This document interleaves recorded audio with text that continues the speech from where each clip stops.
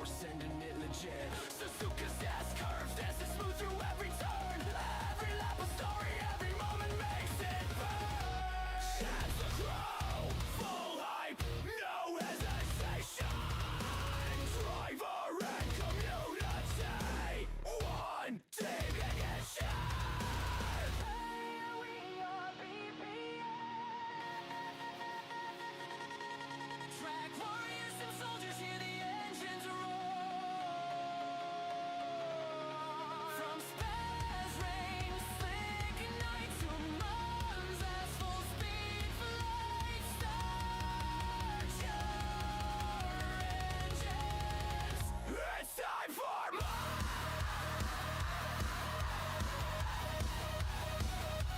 Lights out.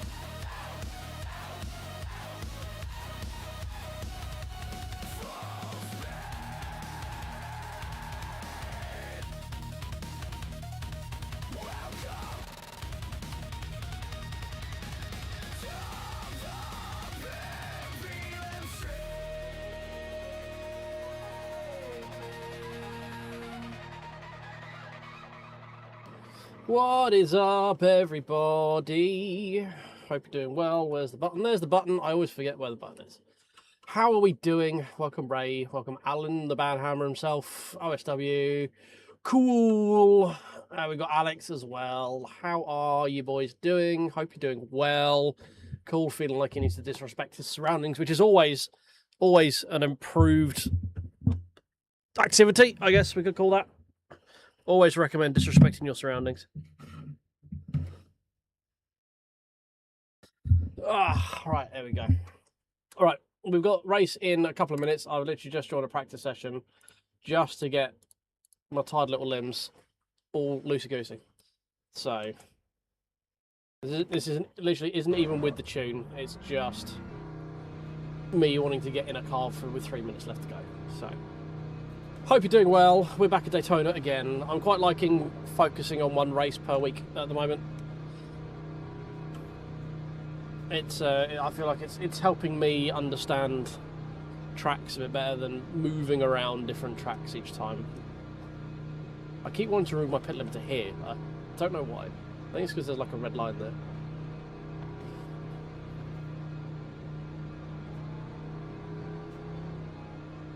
Only 14 hours left on your bandhammer, yeah.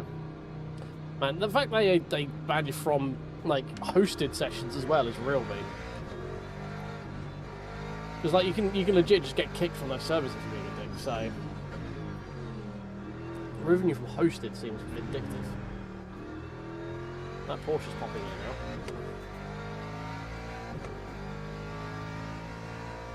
now. Nothing back from race control. I did hear from Go Setups though. Your boy got rejected. Apparently my influence is not big enough.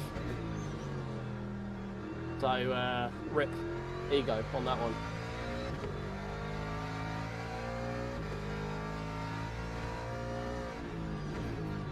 They're like, nah, sorry, we're focusing on people with bigger social media presences. I'm like, alright.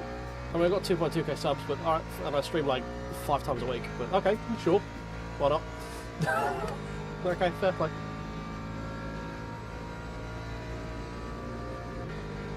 Nah, see, what you got to do, Alan, is all you got to do is get caught cheating, mate, and then you just get slapped on the wrist, you know.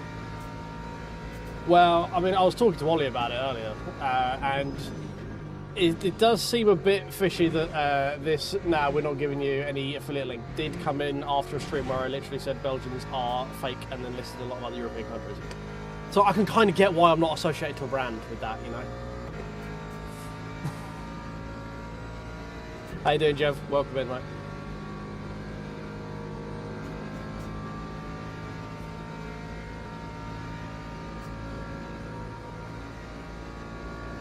So, you know, I totally understand I'm not a brand safe entity. I also, like, from the outside, the streams, like, they do well, at least in my opinion, they do well, but, you know, my videos don't. Companies want videos to do well because that's evergreen, right? So, like, I get it. It's fun. That's what it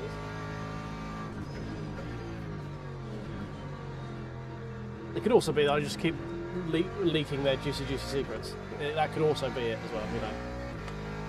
Time for another LMU boycott here. Whoa,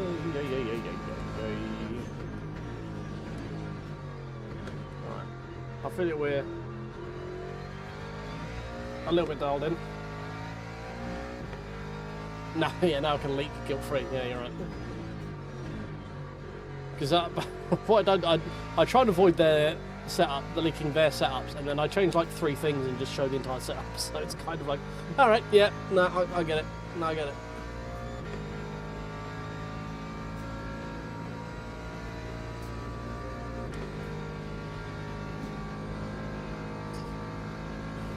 Yes, that's Alan's alt account, Noah.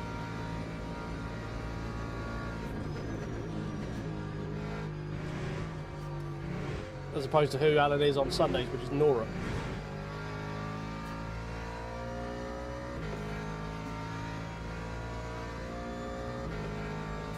Have they reset the championships yet? Do we know what's coming out and when it's coming out yet? Has anyone had a look at that? Because I'm going to try and do the championships next time around. Lap 148.96. Server is up, so let's bounce, y'all. They put a link in the Discord, but you haven't had a chance. Yeah, okay, fair enough. I assume it's probably going to be not this week, next week. They usually give like a week reprieve between them.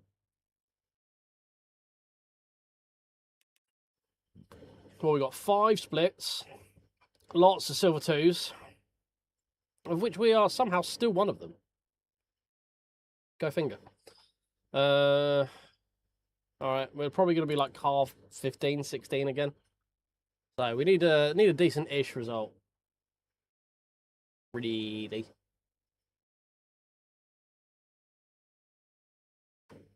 Hey, I called someone a spanner yesterday. Turns out I was the spanner. I lived long enough to see myself become the tool. But then he did try to kill me, so it did kind of make it move completely. Dear. Alright, we could do, while we wait for a load, we've got 12 people, only 4 likes, boys. Come on. Come on.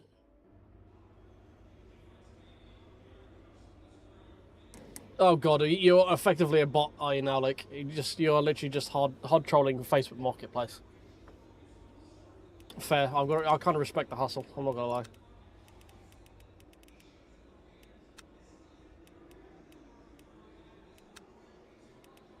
Right. We want 668. We want less fuel. We want 6 laps. Something like that. What was the other things on when we change? I think we leave that alone now, don't we?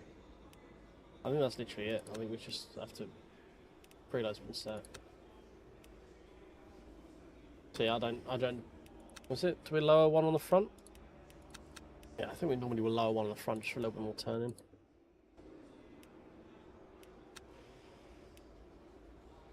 Alternative ideas for plus size cabin. Okay, fair.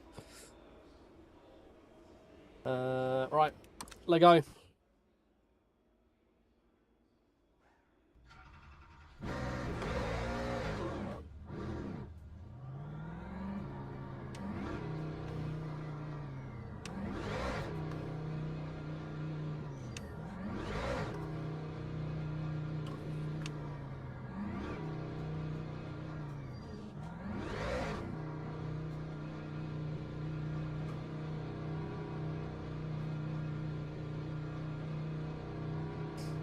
I haven't had any bugs or disconnects. When I was editing a video today, I did look to have some form of netcode issue with Alex at Qatar last week. But that's by the by. That's kind of what it is, I guess. Ollie's had a disconnect issue. I personally haven't. I've been quite lucky with that. Any other bugs that I'm aware of? No. Unless you like bug of just like I'm not very quick, but that's a bug with my brain, not with the game. So again, we're taking the very direct route around this corner. So we get for reading chat. But no, I've personally not had much by way of it. I've witnessed some, but I haven't, not personally. Like, I'm aware of these things happening. I'm also, I mean, they've just changed their netcode protocol. While bugs shouldn't be acceptable, I am accepting in the fact they are likely to happen.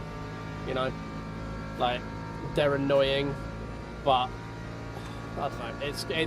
It's a weird one. Like, while I understand why people are annoyed, I also understand why they're happening. So it will be frustrating if it happens, but there's not much you can do about it. So, and I wouldn't say, I feel killing the game is a bit strong. It's been a week since the update came out. We've had one hotfix. I guess I get why it sucks. I get why Johnny is annoyed. I get he should be annoyed. But I do think saying it's killing the game is a little bit strong. That's all I would say. Someone's going to clip that out of context and say Tiny Streamer calls Jardier, it says Jardier's chatting shit or something.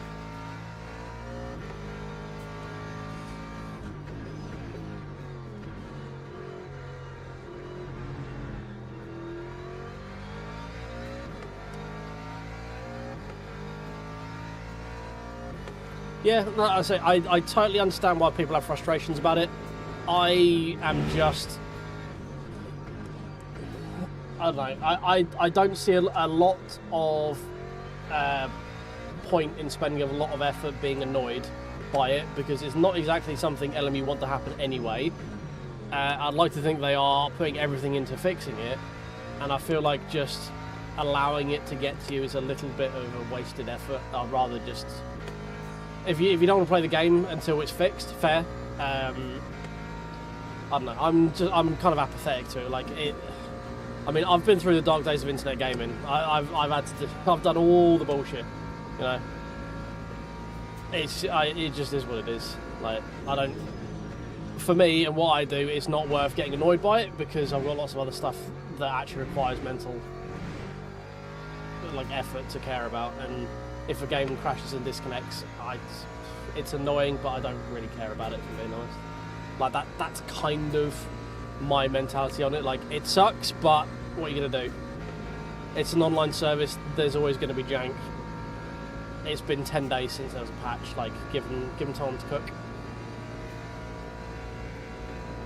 It's kind of my thought. You could just quite rightly say I'm chatting shit and I'm a fucking glazer or whatever. Like, that's your opinion, fair. I'm not going to demean anyone else for being annoyed by it. Just me personally is not something I have had a large amount of issues with. Obviously, Jardia plays a lot more than I do, and he does play much sweatier lobbies than I do. So understandable why he gets annoyed, because he's got his ranking to worry about, and he's got his placing in esports cups and all this sort of stuff. And if it's happening in hosted and LFM Pro, that's another thing. And I totally get it. But this isn't my main occupation. I do this to unwind from everything else and to have fun on stream. If I'm not having fun, I won't do it. I'll go do something else. It's kind of where I'm at. I try not to let shit bother me. I've got too much other shit in my life that actually requires effort, that if a game isn't working properly, I just kind of like...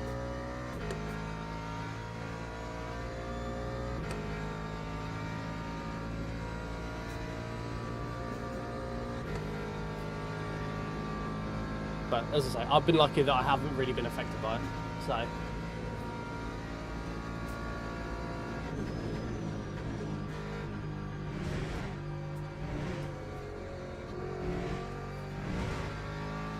I had to go over a car and just crash the guys actually.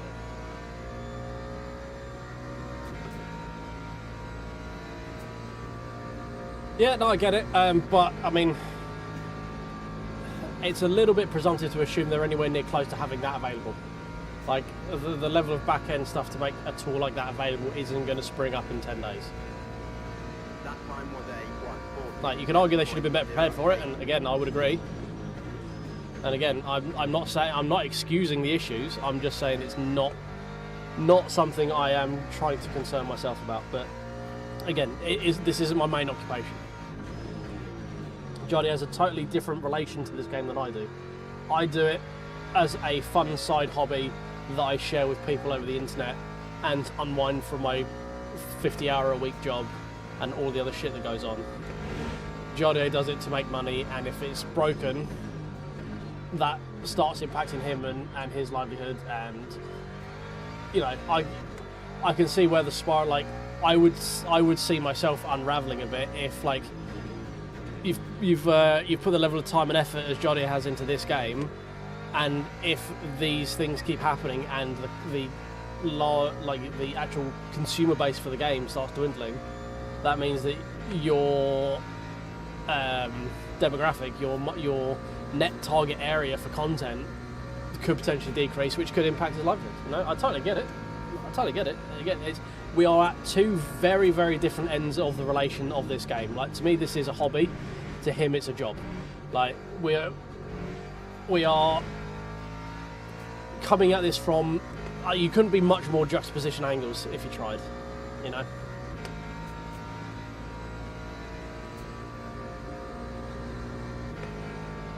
Yeah, I mean, as I say, I've gone through the shit days of the internet. I've long since given up about caring about internet stability and shit.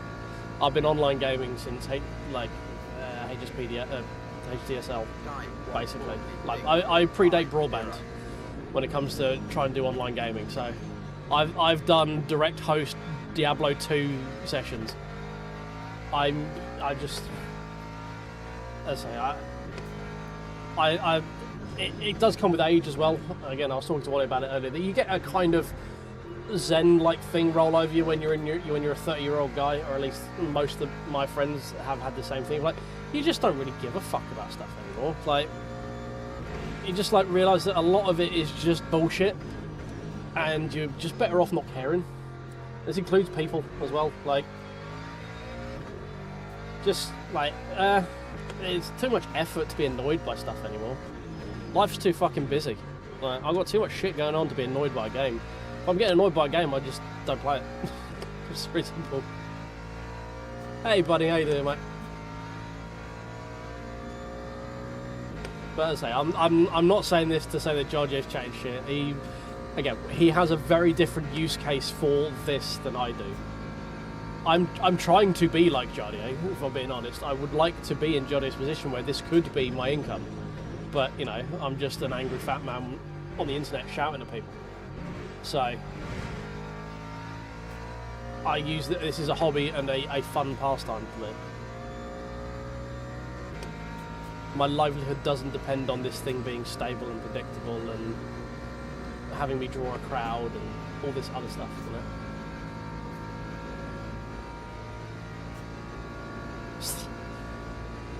I mean, as I say, they're valid crash outs, mate. If it annoys you, it annoys. Like, I'm not saying you shouldn't care about it. I'm just saying I don't. You know, it's one of those things of my life is too much. I've got too many other worries, like bills and other shit. I worry about that. I worry about income. I worry about paying everything. I worry about all that other stuff. If this starts causing me worry, I'm just gonna not play it. You know, I'll go do something else. I'll go play something else that doesn't require that level of mental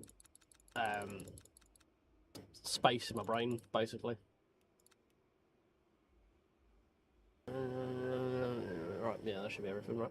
I didn't even know where we qualified. Where do we get? Oh shit, we slow, boys. Whoopsie! We hit our standard 46.4 though, didn't we? Like, maybe the Mustang's not it. Are we fastest Mustang? We are only Mustang. Ah, oh no. We got one other guy. Mustang friend. Yeah, Alex is racing. He's somewhere up ahead. It's Alex. Of course he's that way. Oh, is it like that, Giorgio? Is it? All right, just fucking stop moulding out, you pussy bitch. There you go. All right. I didn't realise we're in the degrading hours already. I've only been live for 10 minutes. I didn't realise I'm degrading viewers just yet.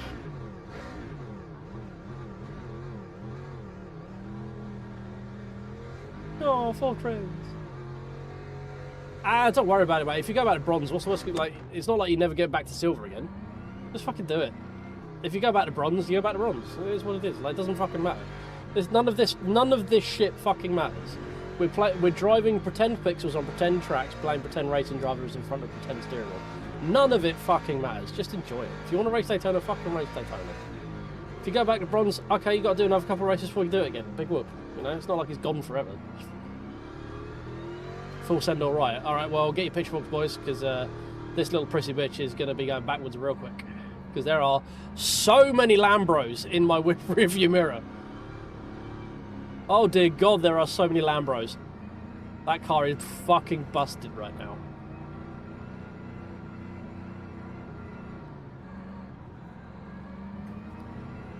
I can't help but notice that the guy in front of me has bottom split racing on his bumper, yet we are currently here in top split, and he out-qualified me.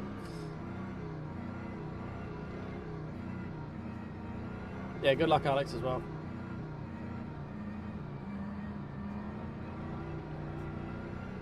It was Zen Guru now. Wait until someone takes me out and I'll start calling you a fucking cunt. You know?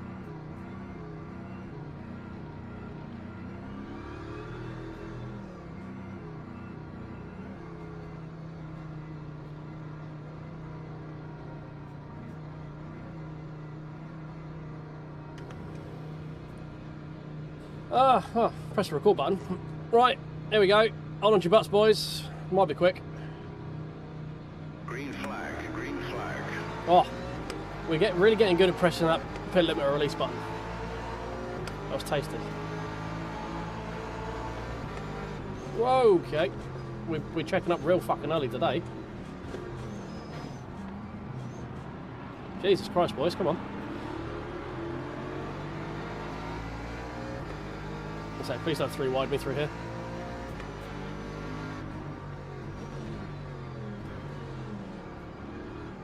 Whoop, hello Porsche. Oh, and another one.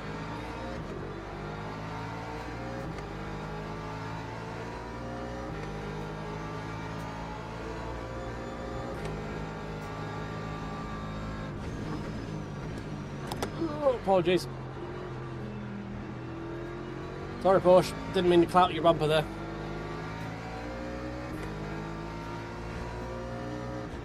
I tried to do that cheeky little send that no one's paying attention to early on. Oh, that Porsche's in the wall. No, not ducky Porsche. No! Think of the duckies. Alan's Jones in front of me so much he's going to place AI. Play with AI. Oh dear.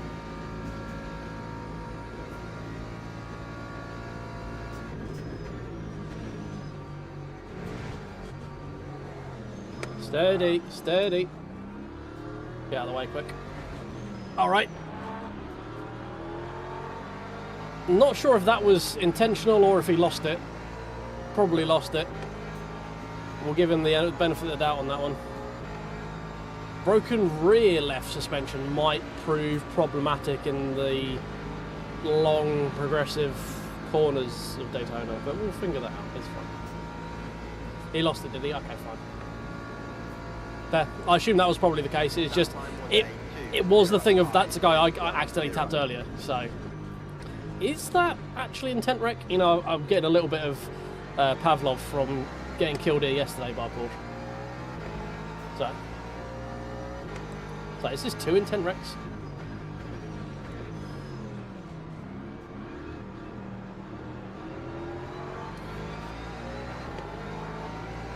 Oh god, 3 widens the king, please no. Excuse me. Excuse me.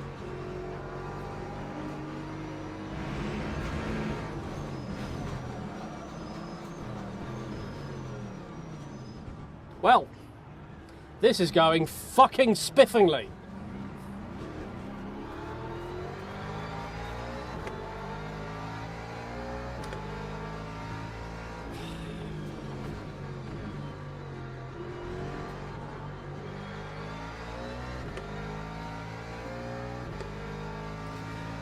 Ah, right, well, we need a tyre.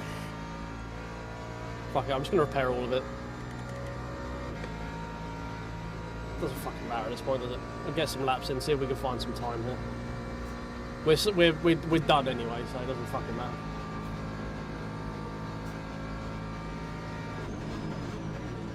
I don't. Why were people scrapping so fucking hard on lap 2? Oh, that's great. Yeah, I don't want to turn right anyway. I just don't get why people are fighting so fucking hard, you know?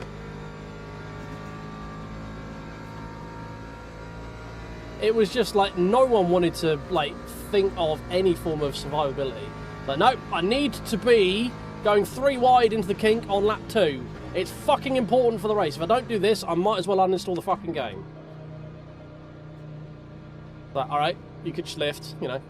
And then I do lift, and then I get killed by people not fucking paying attention. Because if I didn't lift, I was going to get sent off into the fucking nowhere zone. Ah, well. This is a good first race. I wondered how long it'd take me today to go back into Silver 1. At least we know it's happening in the first race. No, it's just, you know, it's just one of those things. Alex has had something as well. He's at the back, so I don't know if he was involved with my fuck up as well. I mean, there's probably bits I could have done a lot better at that, you know. But I was just trying to avoid everyone. I was just on pure avoidance more than anything else. Hey, Brady, how you doing, mate?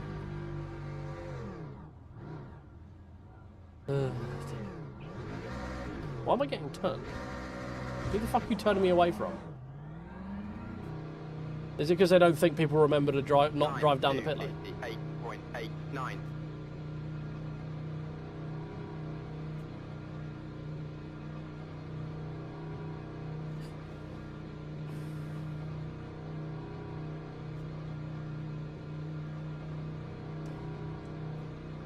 Beautiful. We're coming out just in time to get lapped. Beautiful.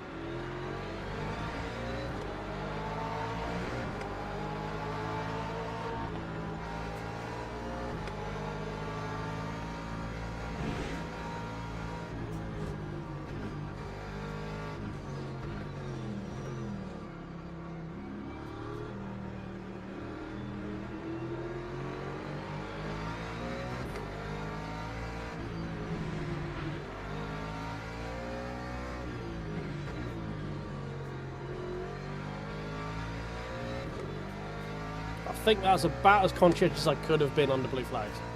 I don't really think I could have given away much more there. Not so much RMK, no. I mean, it was maybe a fun lap. It was a bit of a stressful lap. We got up to P16 and then we just got killed, you know. It is what it is. We'll just stick in there. There's going to be more deaths. It's Daytona. The Lord of Bus Stop will give it and take it away over the course of the race, you know.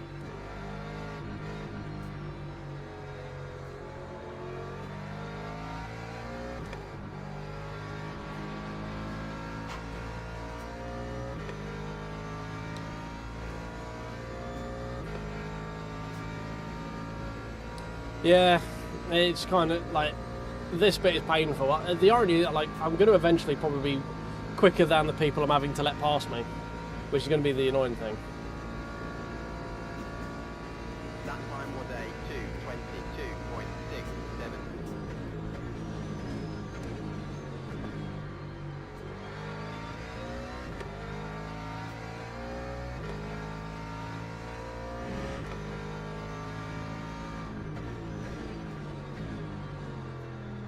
It's just annoying as well. This is one of the cleanest Daytonas I've seen. We've got all bar like 2 people dead by lap 3, you know.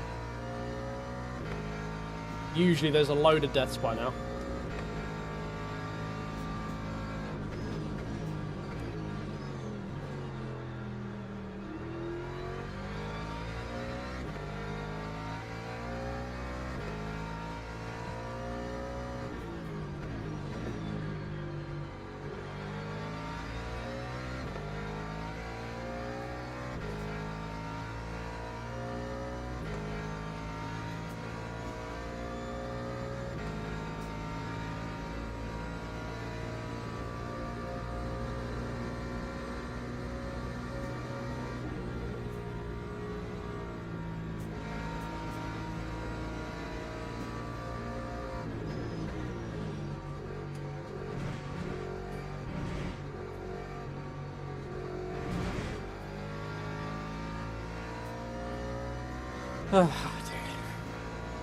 Yeah, it's just, I mean, people are spread out now, this is the thing, right?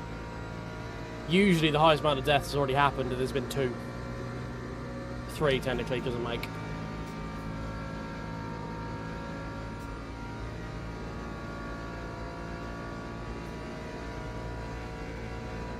Lap 148.2. Eventually we might be able to actually start figuring out how to get a bit quicker around here. Once we've done letting the entire field through.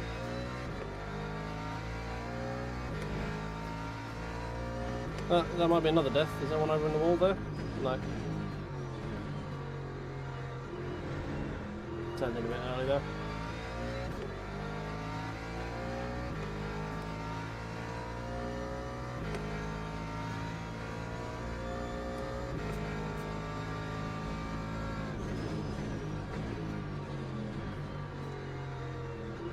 There you go. Front left has actually got some temp in it now. Yeah, I mean, I'm mid to low 46s, which isn't slow, right? It's just not quick enough in split 1. I'm about a second and a half race pace off fast guys, which is about where I sit normally.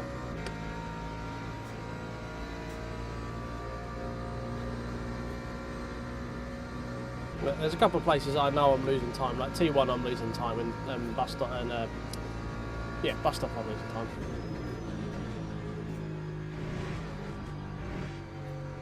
But here I'm too worried to carry too much speed through like that.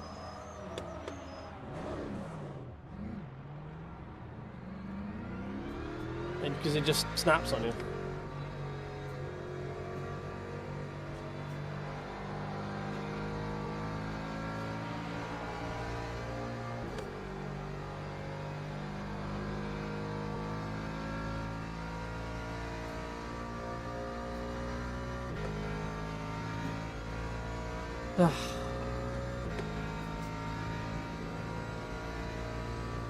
Right, is everyone through now? Next person's 2 and a bit seconds behind me. Right, surely we should at least be on the pace we were around now. There's that Porsche that we hit like twice over there.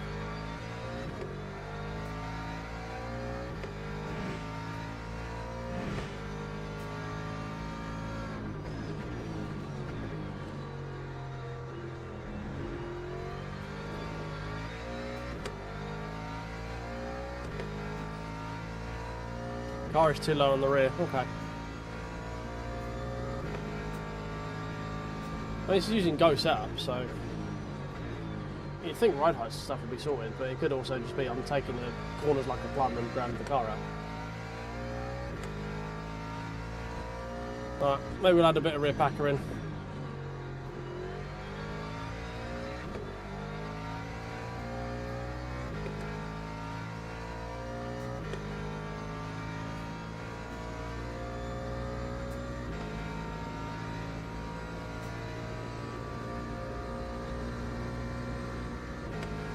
Well, someone in the pit lane, we might actually get something back here eventually.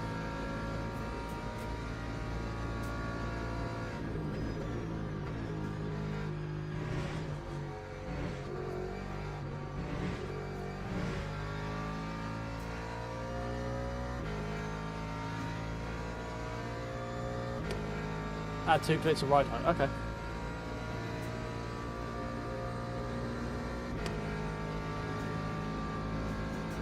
No, I've not used Coach Dave. I'd never got on with their setups in ACC back in the day. So I just kind of...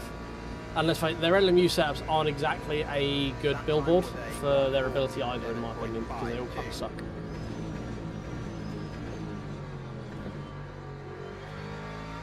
So, you know, I know other people do, but I don't think the... Tuning setups are very much like driving style. You kind of need to shop around till you find one that matches your style. Like, I used Time Mode for a bit, but I never really got on with them massively.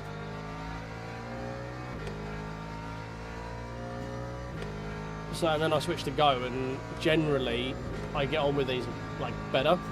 I do need to make some tweaks to them to get it to better suit my driving style, but generally they are more approachable and a better building block for me and what I want the car to do, you know?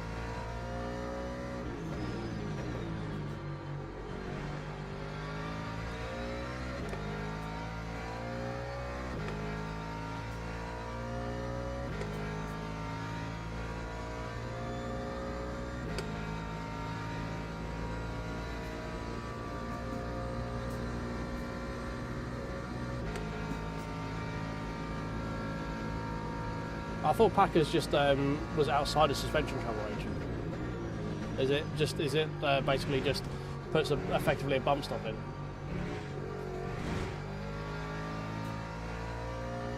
Is that what Packers do basically? It just blocks out a solid section to stop compression going through a certain range.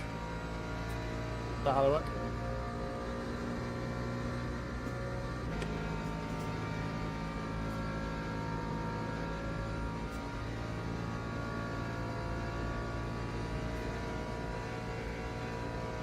Lap 146.94.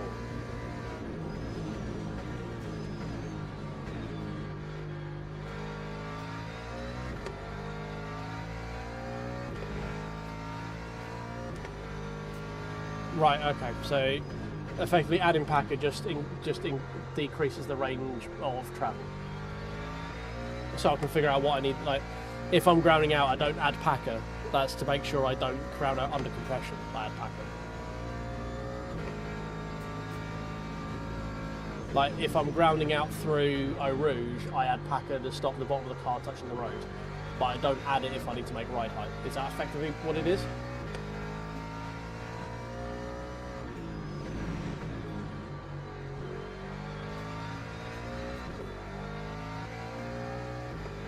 Cool, right, okay, fine, cool.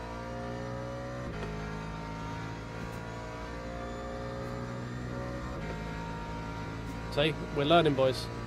Every day's a school day.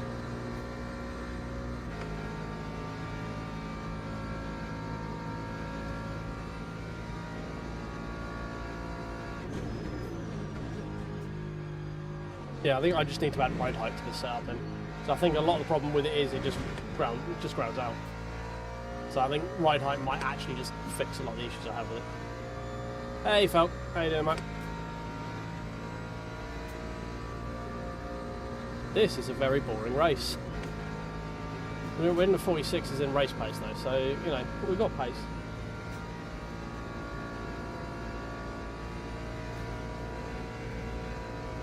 That time was a 147.22.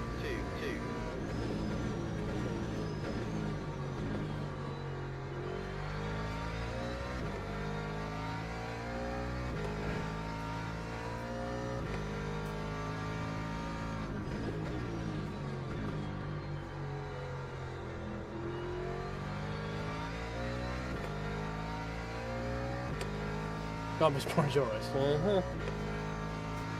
I don't know. Are you on the same lap as most of the people? Because I'll probably prefer that. Oh, is there going to be a murder? Murder at the apex. Oh, accidental neutral. There you go. Chalk that one up.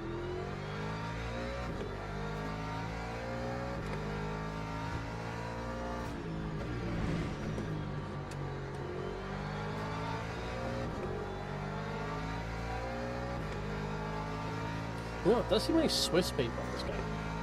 First time I've seen a Swiss flag that I've noticed. Hey Carnage, how you doing, mate? Welcome to the very boring race where we are a million miles away from pace. No, I can't really overtake this guy even though I'm quicker.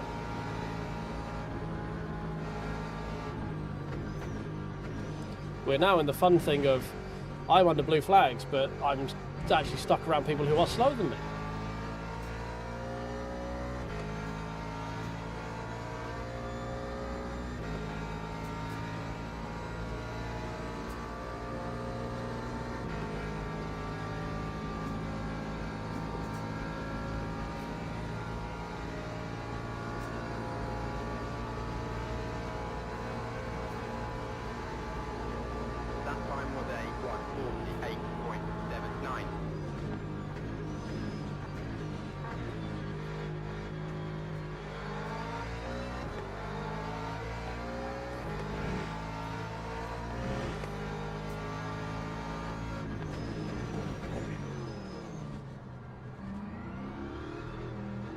Apologies.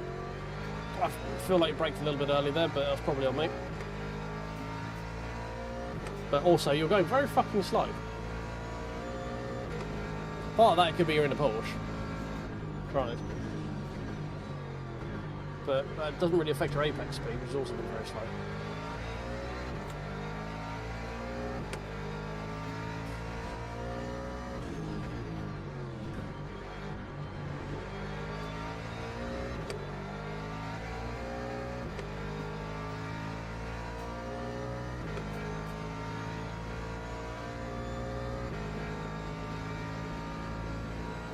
Yeah, well, that's the problem. Like here, I'll not be able to drive away. So, and like I can get the problem with Daytona is the only way you get past is by lunging someone into a corner, which is difficult to do when you're under blue flags. You know, I'm within my right to unlap myself, but I don't know if I'll be able to pull away because the suck. And the way you get the move done anyway is just you have to kind of gig a lunge to get past. Why are people sitting in the middle of the banking?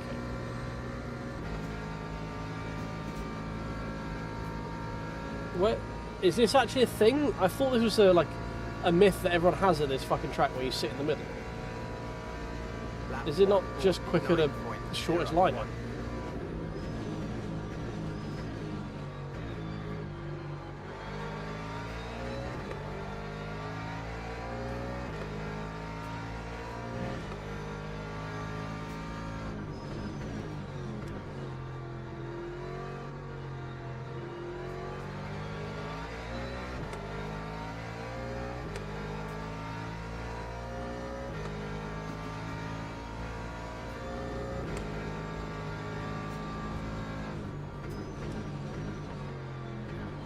These guys are so slow.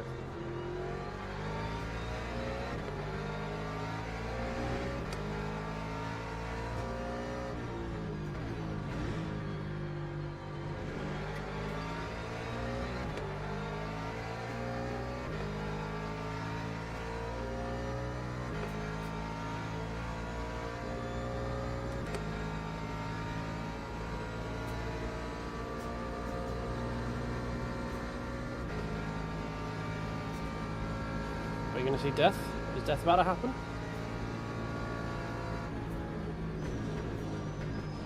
No. Oh.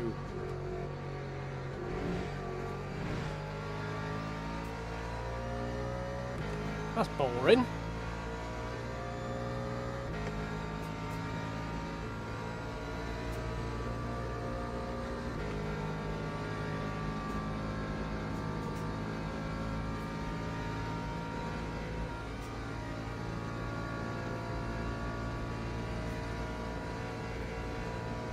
Lap 147.94.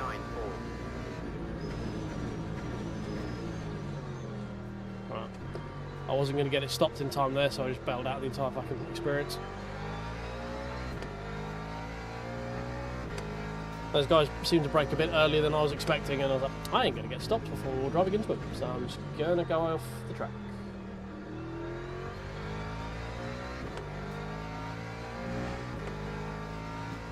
Oh, you brought the Thrustmaster, very nice. Is that the one that Rory uses? Can't remember if we said it was or not. The like the radially mounted one rather than like axial mounted or however they want to describe it. One's like short and fat rather than long and skinny.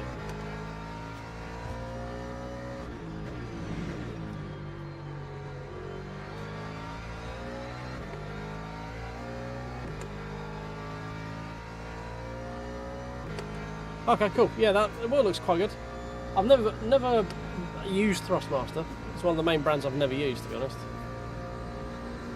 Man, why is it the races where I do like terrible, nearly every bastard fucking finishes, and the ones where I do really well, half the reason I've done well is half the field's dead.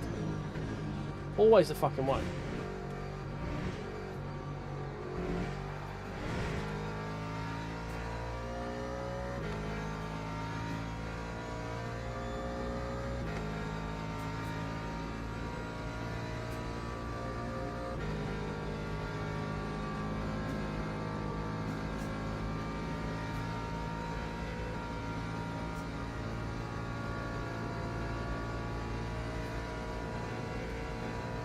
That time was a 149.60.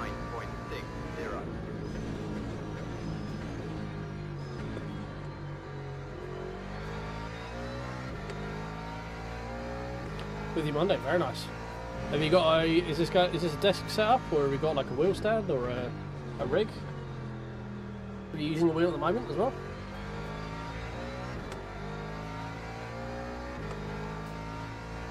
That's very cool. New gear day is always a good day. Doesn't matter what gear you've got, new gear day is always a very good day.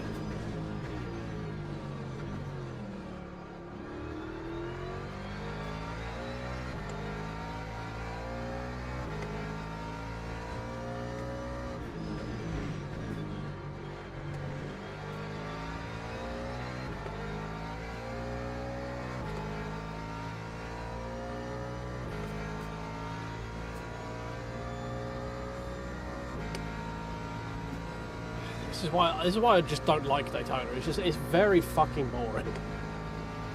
Like, it's very difficult getting the moves done in GT3 because everyone's so close in terms of bot, and the only place to get things, you just kind of have to fucking send it into one of these like high risk corners. That's kind of about it.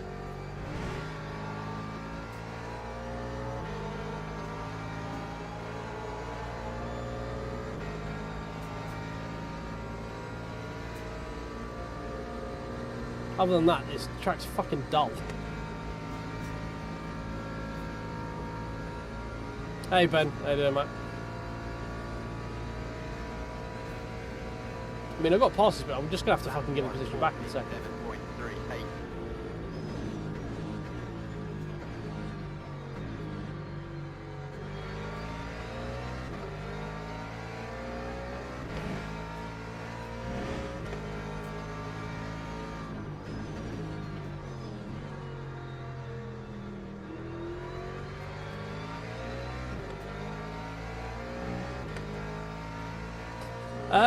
I don't know, Ollie, do you want to do the Spa 4 hours this weekend?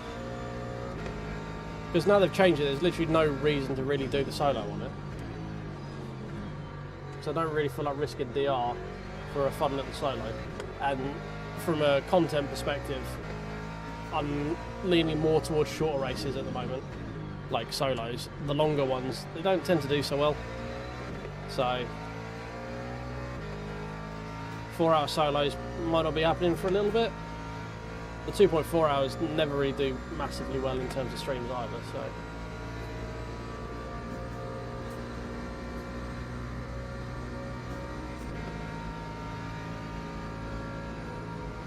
Okay, do you want to do this Sunday 7 PM? Usual slot for me.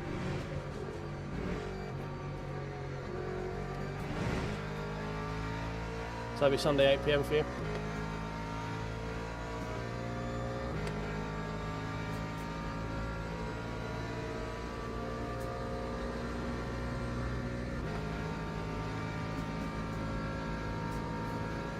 Okay, cool. I'll double check, make sure I'm free, but I should be.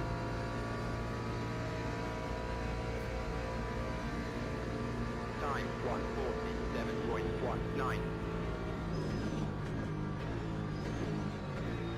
Car brake's really early for that corner.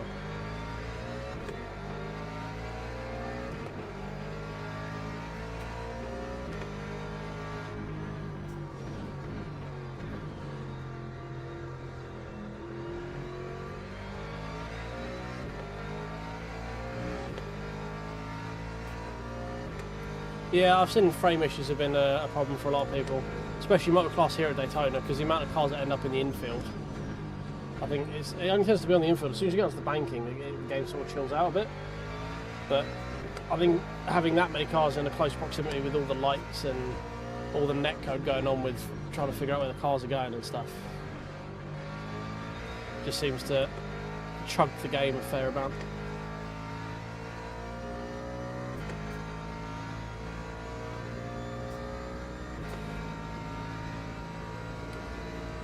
No, literally just shitboxes today. I had a van with an engine management light on it, Range Rover Evoque with a rattly timing chain, and a 20-year-old Vauxhall Corsa. Literally nothing of any import at all. All just dross.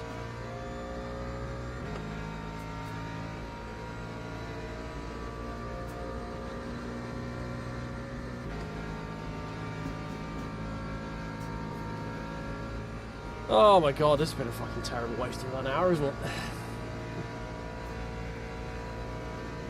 That time was a 1:47.68.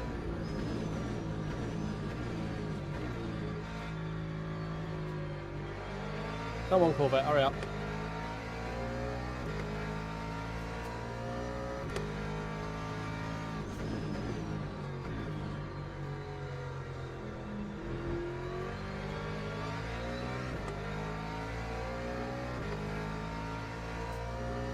At the moment, it's pretty dead because it's the summer.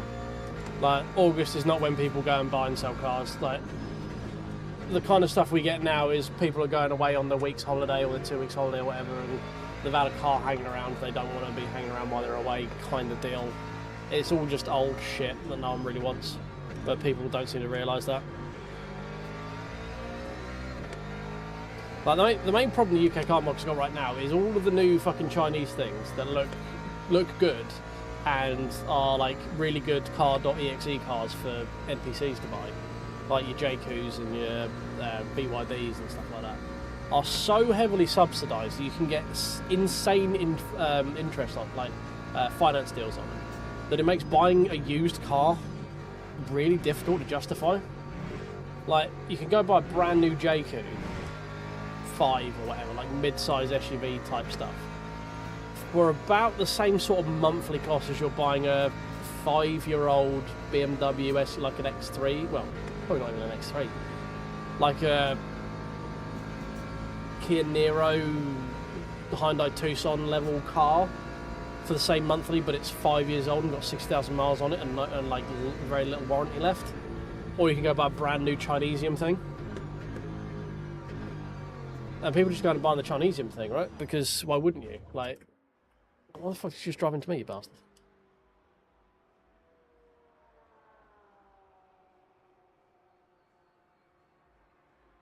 Yeah, they'll be in landfill. Well, I mean, they'll be in landfill at some point. They'll last longer than 5 years. The problem is, what's going to happen next is the car's value is going to drop way higher than people expect, because there's a lot of them on the set.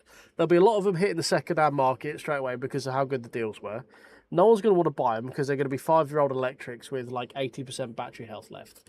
And they're Chinese cars, which means they're just going to be cheap. So a car you're buying now at like 35 grand is going to be worth like 8 in 3.5 years. So unless you're paying off more than they take, like if they're giving it you at £400 a month for 0% APR, you should be all right.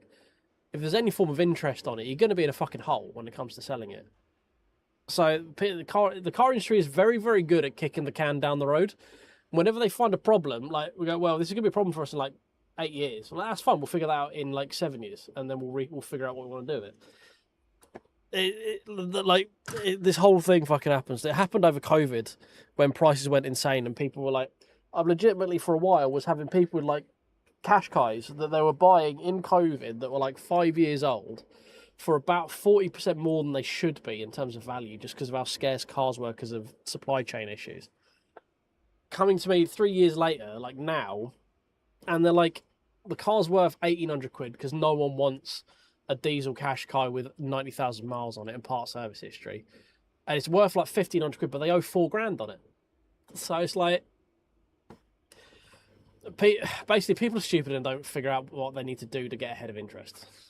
Like, I've had a number of people come down, they tell me their loan, how long they've had it for and how much they're paying, and you work out as like, you're basically just paying interest on the principal. Like, you haven't, like, if you're paying £300 a month and £197 of that is interest. It's like, you wonder why you're 2 grand neg on a 5 grand asset. Like, oh, it's just maths, man. It's just maths. I say to people, it's like, oh, what are we going to do? It's like, well, you need to be able to pay it off for me to be able to buy it from you. So you've got 18 months left of your plan. Phone up your finance company, increase your payments from 299 to like as much as you can comfortably do, 450, something like that.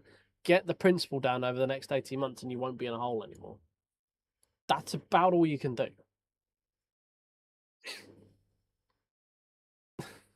It's like, okay. It's just...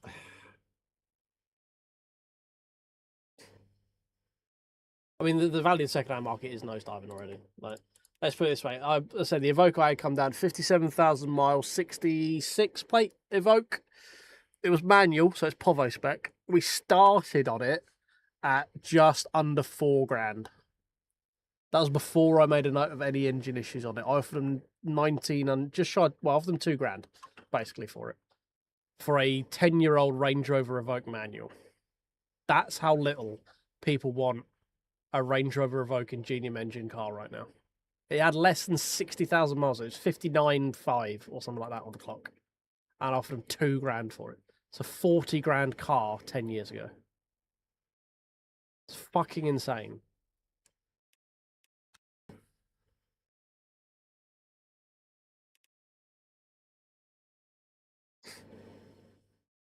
V70. Unfortunately, V70 would never be a classic. It will have some value to it because it's got Volvo on it. They did do manuals. It's a real Povo spec. It's a real Povo. Like if you have a manual Evoque, you are a very very upset person internally. Like there's a lot. You have a lot of angst to the world. You're a very grumpy person. But I had a discussion with someone who had a manual Evoque. And I was trying. This was when was this? Like 4 or 5 years ago. It was one of the first ones I actually saw because I didn't realize they did them as manuals either. Because I mean, if you've ever felt a JLR manual box, it is the sloppiest thing you've ever fucking felt. Which means nothing wrong. There's everything wrong with an Ingenium diesel. Everything is fucking wrong with it.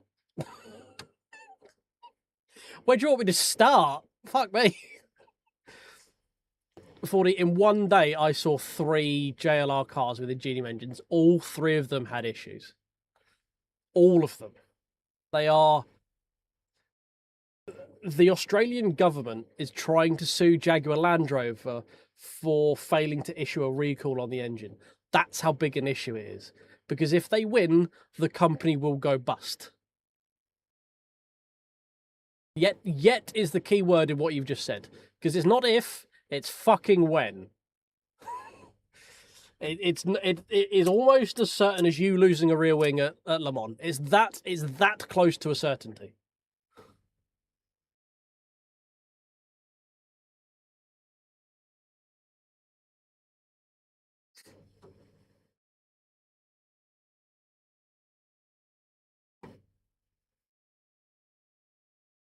I mean, the problem is if you try and sell it in this state, it's still not worth any fucking money because no one wants them because they know it's going to blow up. That's the problem with it. Enough of them are blown up that no one wants to touch it. Because the main problem is if a dealer picks it up, every second-hand dealer in the country that operates like an actual dealership that isn't just a man selling stuff. If they are selling as a dealership, if they have some form of brick and mortar presence and they're a registered business, by law they have to offer at least a 30-day warranty. If the engine goes wrong in that 30 days, they have to either fix it or offer you a refund. Regardless, even if they sold it to you in good faith, if the engine blows up, they are on the hook for it. And a new engine is 12.5 grand. Refurb. If I remember right, it might be 7 grand refurb. So this car that I saw, the Evoque I saw today, that had a timing chain issue. And basically, when we get it, we rev the engine up to about like 3-ish thousand to hear it, make sure there's no obvious sounds of piston knocking and all that, like top end shit, and bottom end stuff as well. And then we let off and we listen for the overrun, and you can hear the chain slapping about inside, which is a sign that something's about to give, right? Like it's the tensioner, it's a guide, it's the chain stretch, something like that. So I did that. And I told him about it, so I put it through a system. We had to grade it as a noisy engine. Which, bear in mind, we have two sets of mechanical grades, right? We have A, B, and C normal car, and we have A, B, and C Jaguar Land Rover. They have their own separate area for valuations in our system because they're that much of a fucking issue. So I put it through a system, and we valued it at 2 grand. I was like, you need someone to, like, if you don't sell me the car today, fine, whatever. But for the love of God, go see a technician and check to see if it's the timing chain. And if it's the timing chain, whatever you do not get it fixed.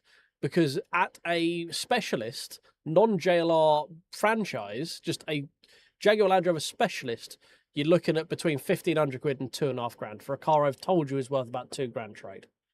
So you're going to pay the entire value of your car to change your timing chain on it. If you go to Jaguar Land Rover, you're looking at 3 to 4 grand for it, depending on what is about to give. This is, again, part of the reason no one wants to touch them, because if the work does need doing to it, they just write them off. It's like, well, that scrap, what, engines are making noise? Yep, scrap it. Don't want it. Just get rid of it. Don't want it. Yep, that was also a fun thing. You couldn't, for about 6 months, you couldn't get any insurance on any Range Rovers.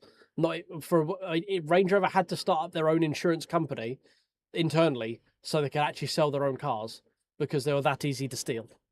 We bought one at one of our branches. I think we were offering, it was an older Range Rover. I think we valued it at 14.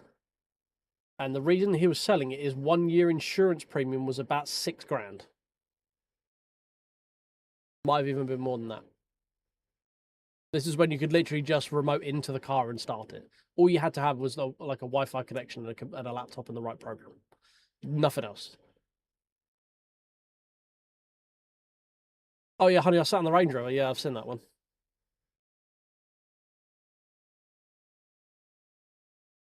It kind of looks like an even worse version of a Range Rover Cullinan. That's what my initial thought of it. So, oh, someone shrunk a Cullinan. I just like, do you know what? Do you know what? Range Rover tried the GT thing a while back. Do you know what they called it? They called it the Range Rover Sport. So they're going, we need to do another thing again. We need to sportify the Range Rover Sport. So Range Rover Sport.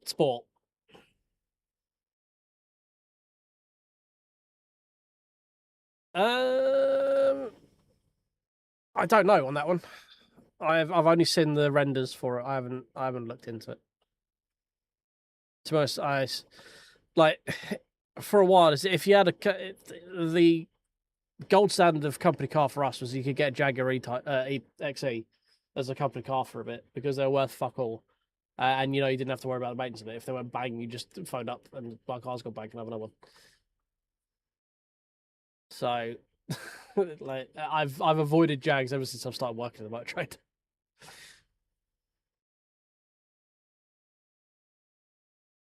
I mean, the problem. So the thing you got was the problem. The reception was bad for the Jag, but no one was fucking buying Jags anyway. So what does it matter if people didn't like it because they weren't buying them anyway? It's like it's one of those ones of like, do people really like? A lot of people who weren't buying Jags said, "I don't like this Jag," but they were saying that already anyway. So it's like they were Jag's clientele was running out because it was 60-plus-year-old English white man. That was Jag's clientele, or a couple of weird Americans with fetishes and some Chinese markets. But it's mostly old white English guys was the Jaguar market, and they realised they're all dying. So they didn't really have anyone to sell cars to. So they needed to do something. And they thought the F-Type was going to be it. And it was for a bit. And then they realised that the F-Type's a bit heavy and a bit fat. And the V8's a bit annoying. And the V6 is a bit anemic. So, like, it's one of those, like, I can't blame them for doing it. Like, sorry, company, like, do whatever you want to do with it, I guess. But it's one of the ones of, like, I always take their criticism with a pinch of salt because I know what Jags figures were anyway, and they weren't fucking selling to begin with. So what does it matter if you're going to rebrand and people don't like it because they're already telling you with their wallet they didn't like what you're doing already? So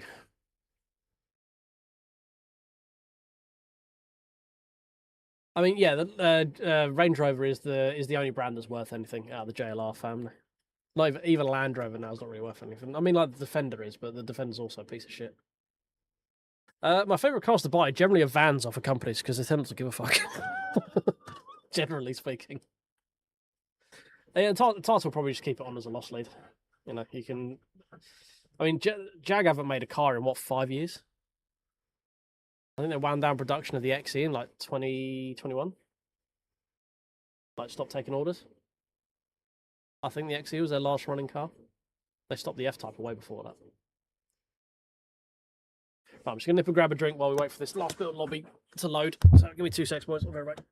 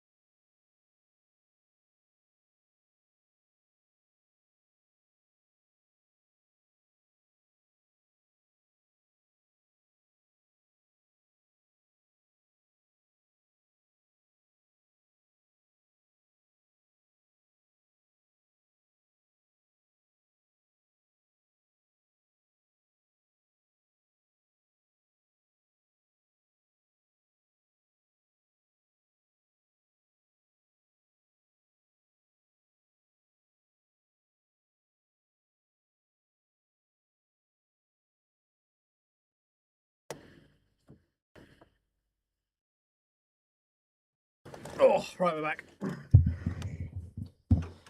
Oh dear. Right, Joy Devante. How many splits have we got before we go in? Actually, still with 3 splits. Okay, all the quick people are still there though. It's good to see. Time for Ferrari.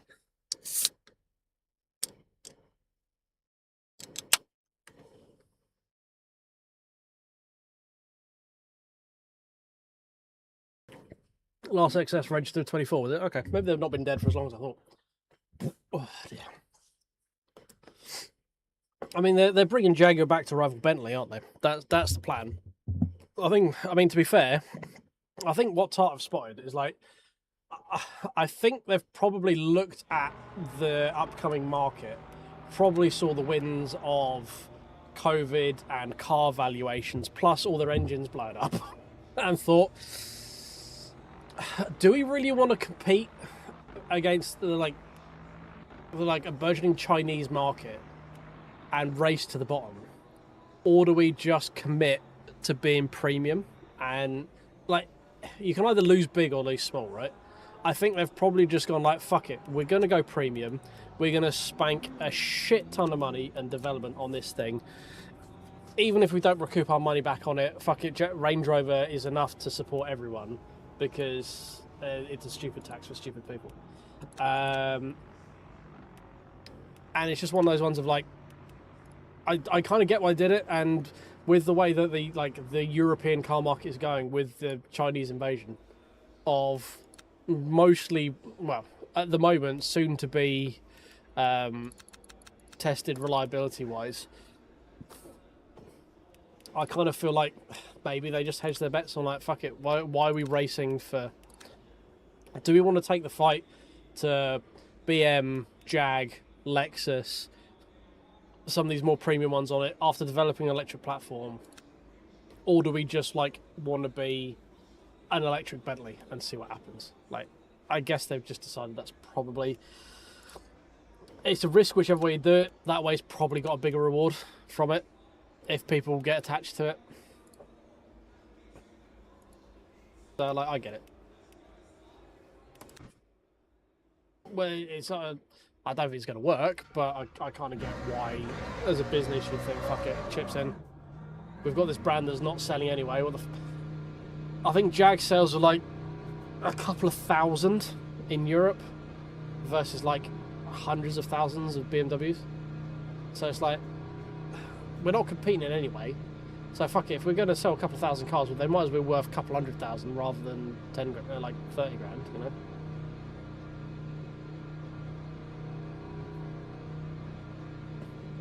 Yeah, I don't think they'll go back to motorsport. Their new brand vision is like hyper premium. Plus they're going all electric as well. So they were in Formula E, which is where they had like the iPace stuff and like that electric technology. So again, having a Formula E team going full electric makes sense in terms of battery technology. But yeah, well, that was during like the villain advert series and stuff like that. That was a massive cult favourite. But yeah, the problem is they just Jag don't have the cash flow to be able to iterate on stuff as quick as BMW. And like the XF was cool because it had like rear curved glass. It was fucking 800 feet long. You could get big lumpy V8s in it, and then EU emissions make all of the Jag's old engines redundant. So they had to kind of scramble to make new engines that were compliant, and part of the old fun of Jags is a 5-litre supercharged V8, and not many people want to buy a turbocharged V6 that had a supercharged V8. So like with European emissions getting tighter and stuff like that, with the R&D needed to make compliant engines, if you're electric you don't have to worry about that. You just build electric and then get your electric to be more better than everyone else in terms of charge time, capacity, range, whatever. It's also very aggressively priced, I think, for the time. I think it was like 5 series quality for just above 3 series price, if I remember right. and I think they were quite heavily subsidised for like company car benefit in kind type things.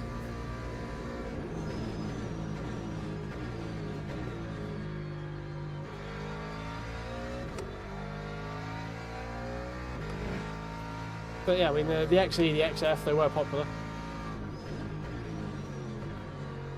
But the F-Type when it came out was popular, but that trailed off as well. I don't the latest facelift of the F-Type didn't really suit it. I don't think. I never really liked the XE headlights on the F-Type.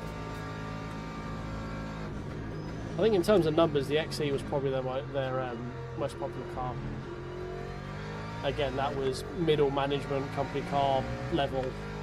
It's like, do you want soft, supple leather and a wafty front room to drive around in, or do you want BMW firm?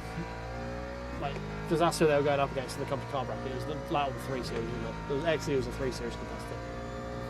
So it's like the XE is like a nicer place to be in and a more relaxing place to be than the 3 Series. 3 Series is very, very bouncy.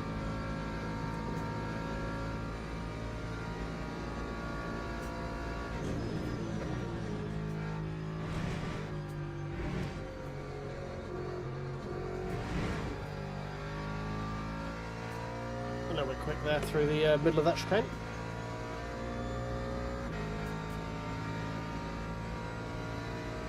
But yeah, I mean, Jag are done.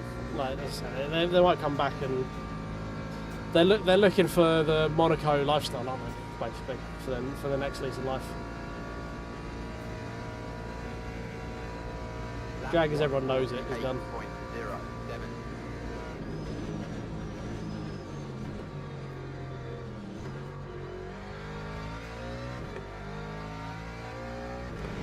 Alright, John.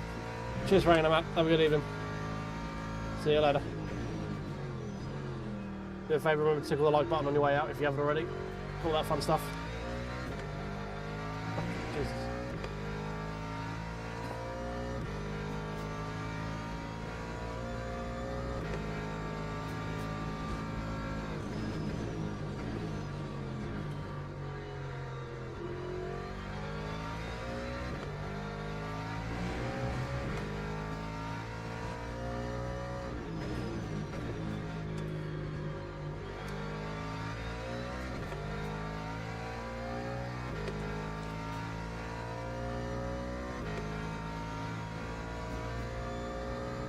We ain't got a hope in hell of being anyone in front of this one, that's for sure. Hey, it's Leclerc again. Happily driving a Ferrari.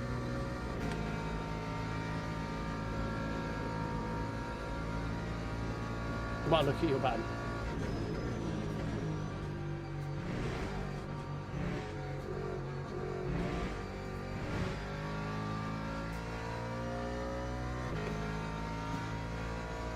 It's a little bit sketchy there, touching the curb on the right. Thankfully, it didn't completely spit me out.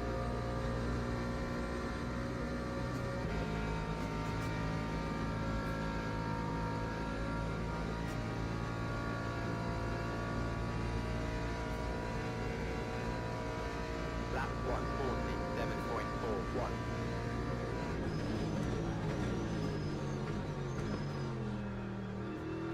That was bad.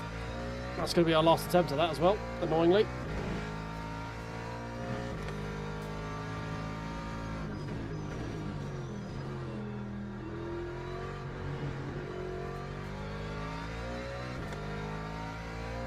Oh well. Another underwhelming qualifying, very on brand.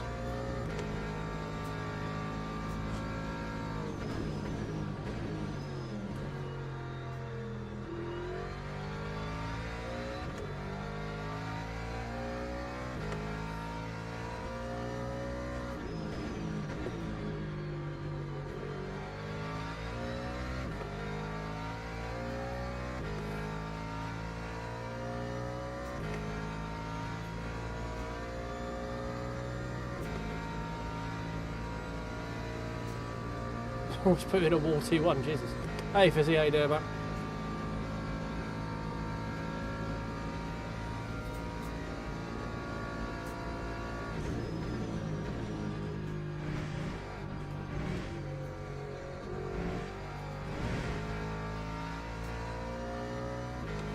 Well, at least we're in the 26s.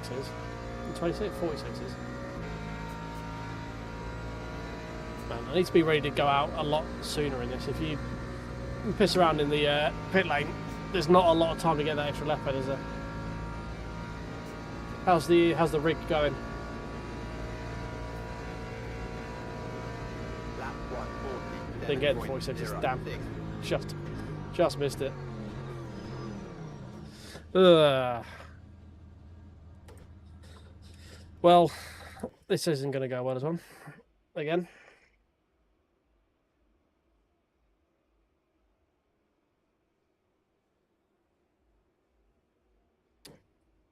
Daytona's not in next week, is it? I've not looked at next week's tracks, to be fair. I imagine probably Daytona and Laguna, they're going to give at least a week or two off. Because they've been in both rotations so far, haven't they? So, would make sense. Is the Mustang just like cooked? Are we just like 46.4 is basically where I'm capped at with this car? Hey, it's Mark.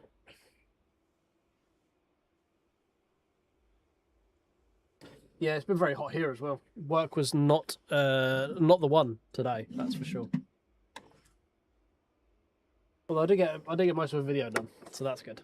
I mean, definitely wasn't making videos on my company's time. Never. Wouldn't dream of the thing.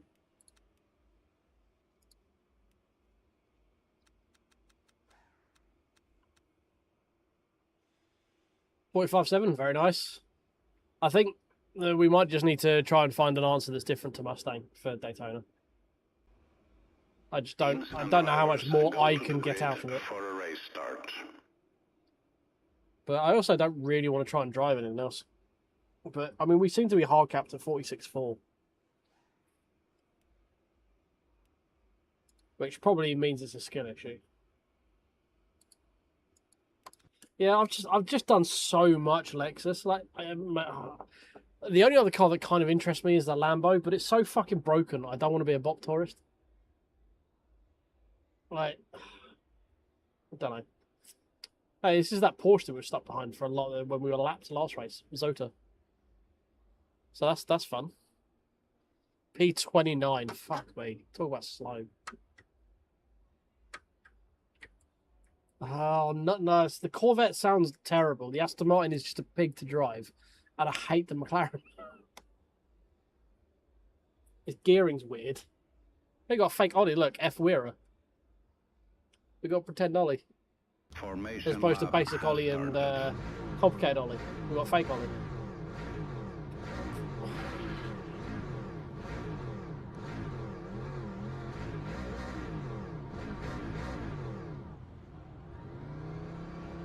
I mean, I see even less Mercs here than I do Mustangs, so that probably would tell you something about that.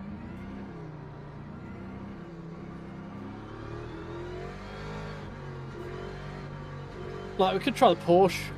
Like, Porsche is one of the other cars I like driving, but I don't know if I can be bothered to remember how to learn how to drive the Porsche. Yeah. If I can bother to learn to remember how to drive it, because it's so different from everything else.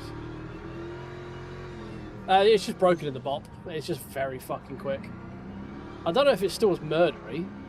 I'd be interested if it's not as murdery, because the main problem was, it was always quick. But the trade-off on that was it was very murdery. But, I mean, it's like 2 seconds quicker a lap than the Mustang in the leaderboards. I think the fastest Lambo was 44.1. I think the Merc's like 45 something. Cheers, Ritual. Yeah, we're going to need it based on last race. I kind of just want to survive. And then we'll go from there. Also, that Macca right there is in F1 livery, just saying. If anyone wants to watch something on the start, my money's on that guy.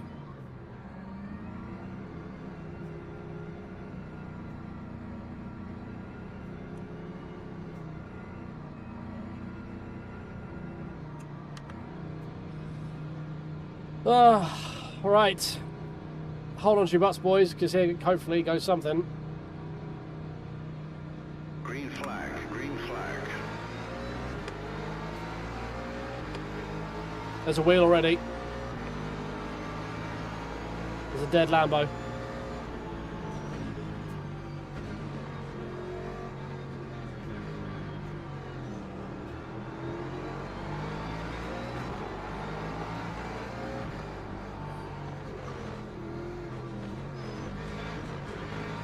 Excuse me. Big Death, hello.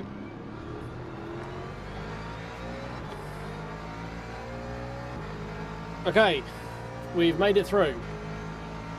That was interesting.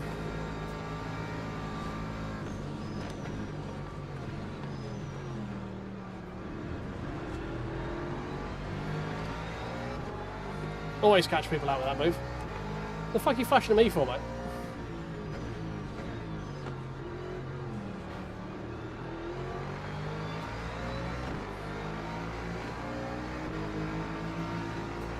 Silver was a bit butthurt in the perfectly legal move that I did. I mean, it looked like he dived out of the way, but he didn't need to.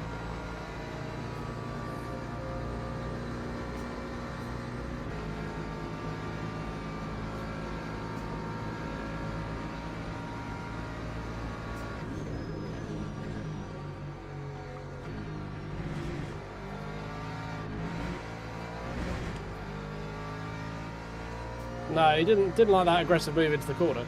I mean, it's quite a cheap move. You can do it. I can do it quite often. I mean, he did dink right at the last second while I was already lined over on that side. So, but I mean, I didn't bump him out of the way.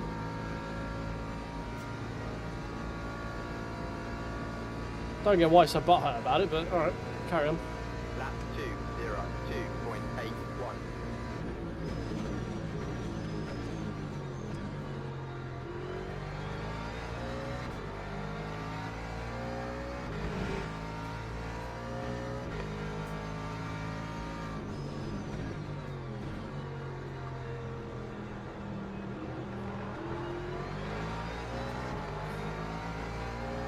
Man, these Porsches.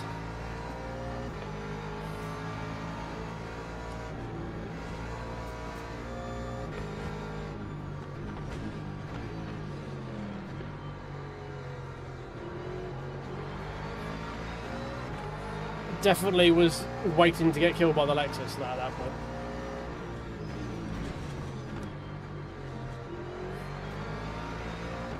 I was waiting for him to just careen into the side of me after going on the grass. I don't know about his balance everywhere else. I think it was pretty busted at Le Mans, potentially, or Laguna, one of the two.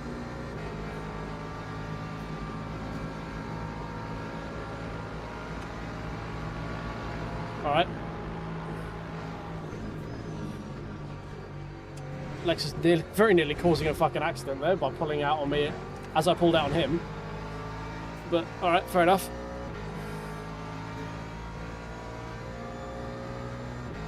We're a bit of a sitting dog for this BMW now with all that shenanigery going into the bus stop.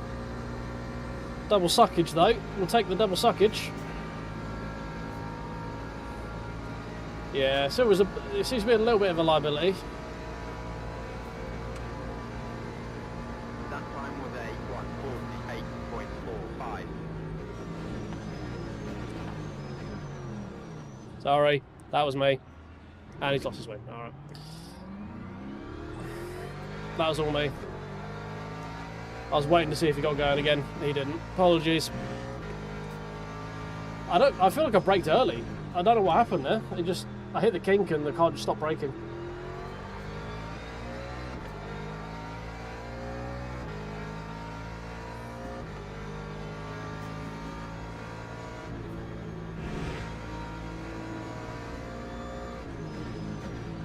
Yeah, he's shouting at me in chat. It's fun. They can chat.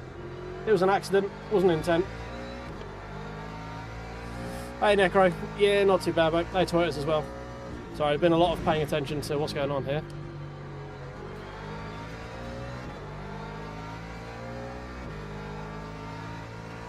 I am a bit of a murderer, yeah. That was me. I mean, I braked early. I normally brake on the line. I lifted and started braking early, so I don't know how early the guys in front were braking. But that black line is generally the braking marker. So I honestly don't know what happened there. I don't know whether they were just braking early or the car sort of bolted as I went over it, over that black marker. So I don't know whether my angle coming in was different and it just made the car skip.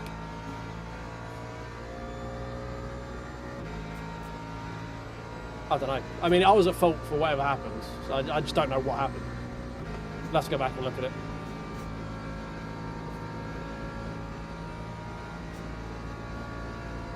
Well, I haven't been reported yet, Alan. That's the problem.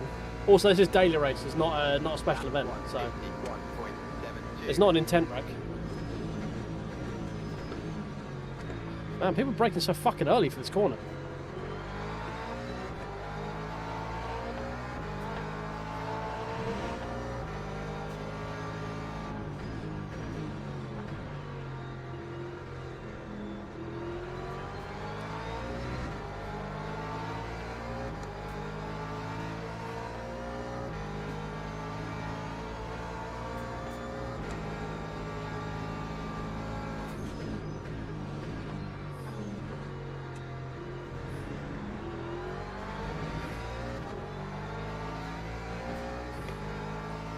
Guy's defending thin air.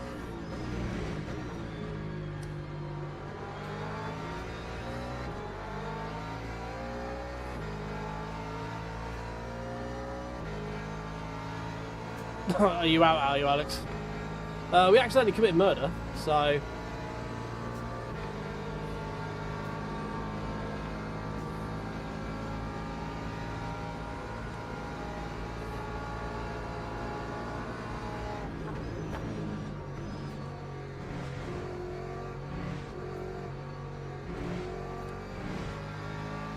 Yeah, I still don't know how it happened, but it definitely happened. You went out in style, did you? Oh, at least you went out in style.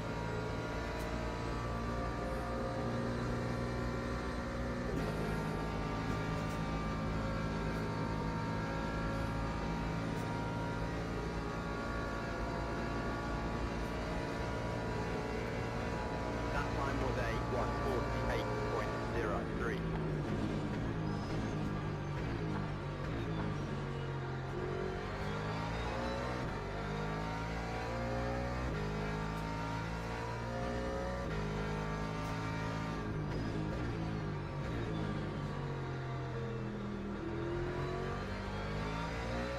Okay, right, we're away from that Porsche now. That's good. You need to delete TC override. Why did you accidentally press TC override and kill yourself?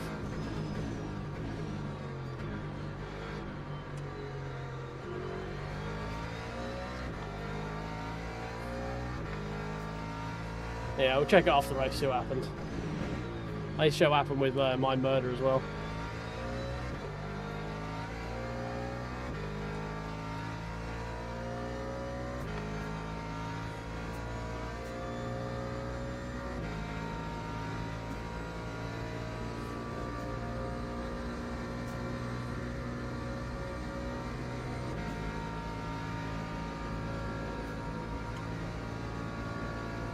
Oh, the TCO ride catch up with Ferrari, did it?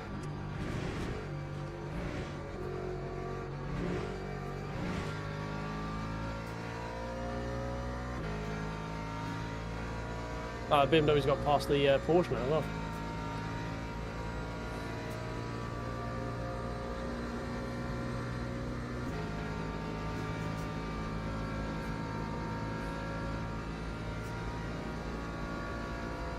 Oh, I'm glad we got the highest number of viewers for me watching commit that murder that we did. 7.14.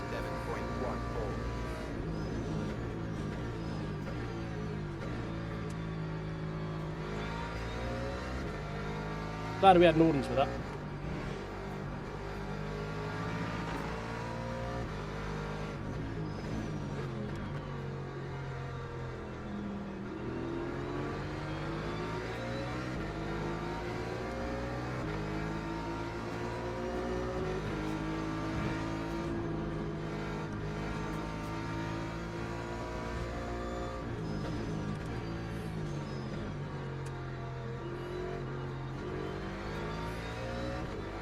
Is that BMW back marker? No, it wasn't.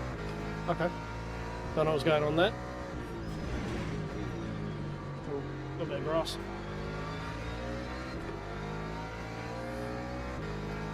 And that fucking BMW sent it into that right-hander. It just got off the corner so much quicker. Recorded the fastest DNF, did you? Right. Oh, wait, was that you dead on the fucking start-finish line? Was that your wheel I saw bouncing down the road? Did you TC override at the start and spin and get killed straight away? Am I learning what's happening now?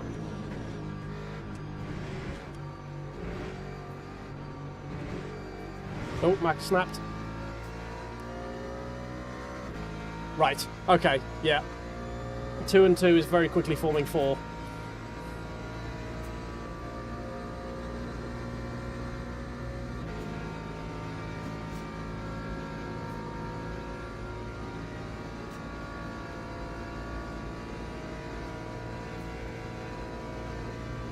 Lap 148.21.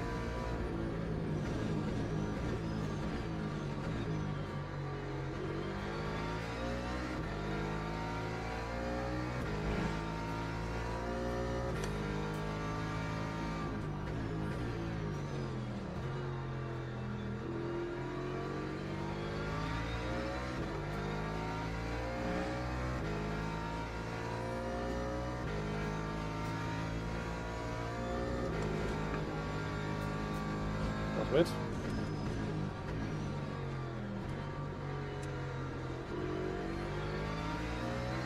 I mean, maybe we have to try the BMW because it looks pretty cracked.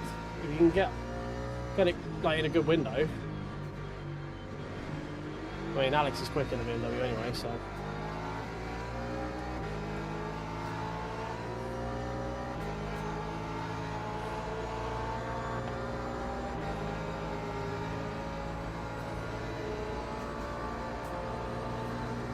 I get a feeling this guy's not going to let this go. Thankfully he has to.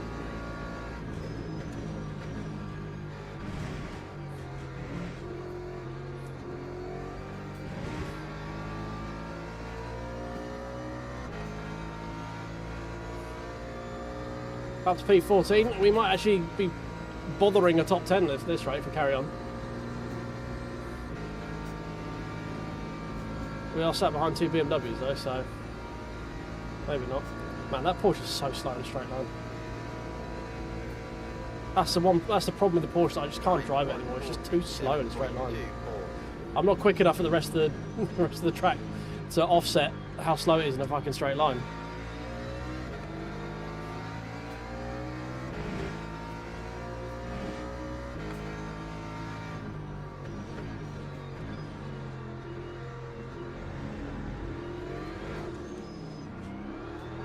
Ah.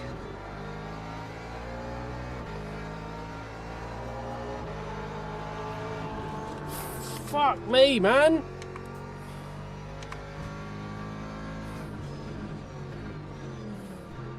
Jesus Christ. Running me off the fucking road. Oh.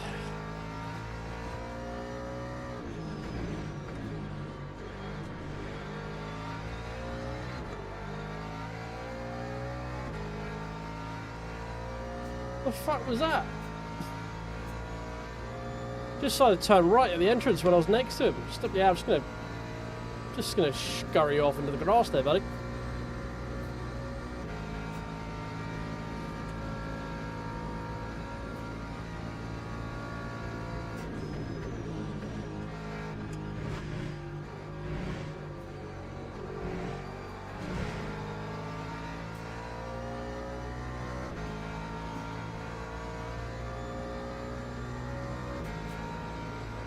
Well, I was going too slow into the corner, right?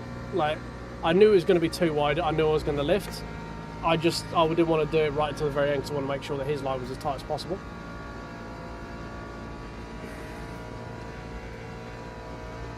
But yeah, I mean, he just literally just drove into the side of my car though.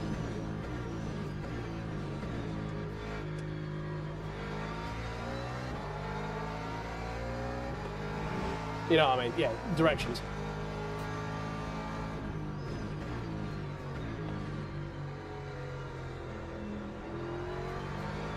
I'm not good with the old left-rights. I'm not in it for an eye for an eye. Like, it's fucking annoying, but you know, I'd rather. He's already told me he's like that. Tells me everything I need to know about him. That I need to, if I'm gonna get past him, I need to do it somewhere where he can't try and run into a fucking wall or into the grass. You know. Yeah, I mean these two are so slow in a straight line that I'll be able to get past them again. It's not a problem. Even in the draft, it shouldn't be too much of an issue.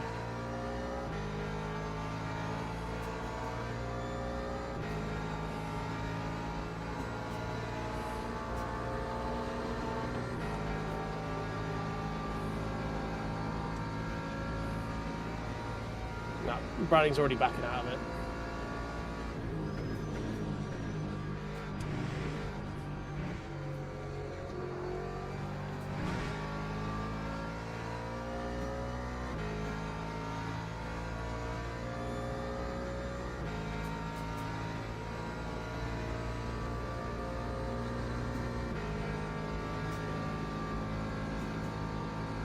Almost off track and get a green warning for it. Okay. I think in GT3 it's generally just quicker. Why are you all the way up there? That time was a 146.93. Generally you just want to keep it as tight as possible for you.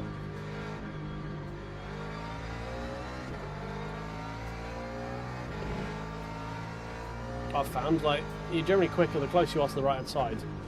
Generally the quicker it is.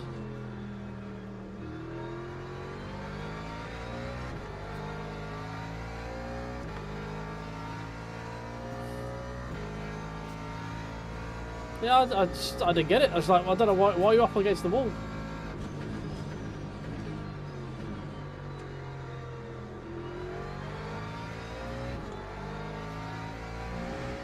It's like that little bit of gravity coming down the dip is going to help you out into T1, is it?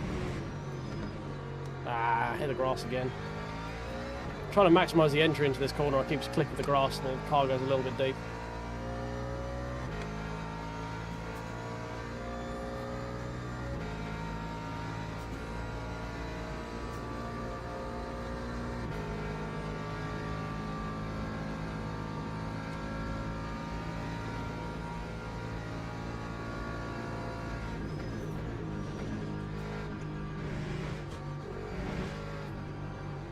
Whoa. Yeah, alright, we'll take that track up. If I did anything more than that, we were going to spin, so... thread the needle between the curb and the fucking barrier. Or the tyres o' death.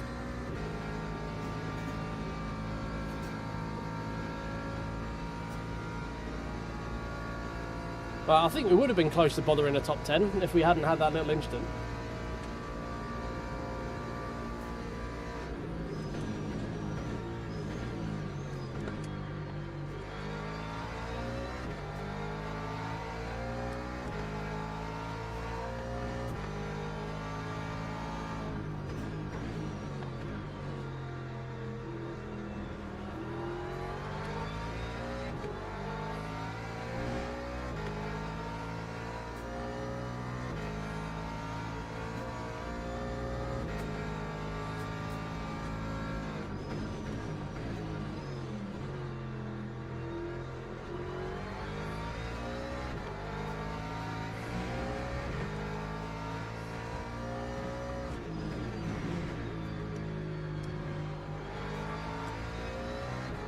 That's better.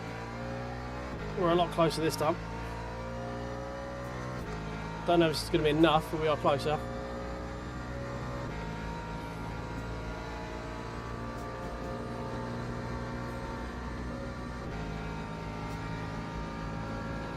Nah, not quite.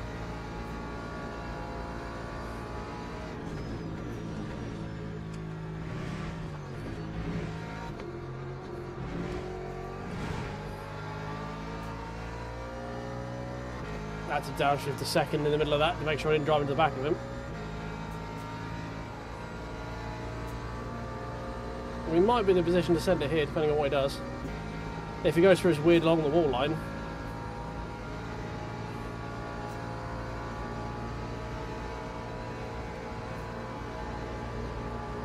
Time 146.60.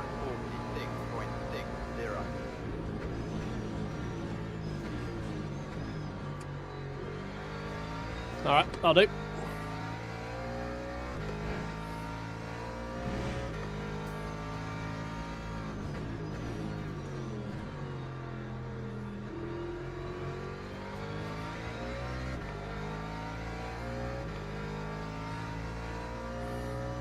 Yeah, he very much nearly did die on the first go.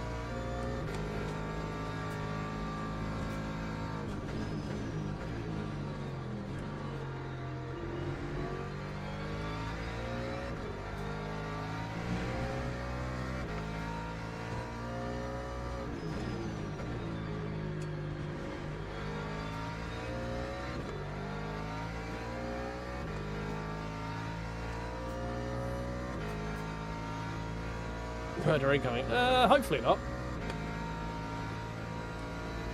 And based on this race, I'm going to clarify, I'm not planning on murdering anyone either, like we did accidentally happen earlier.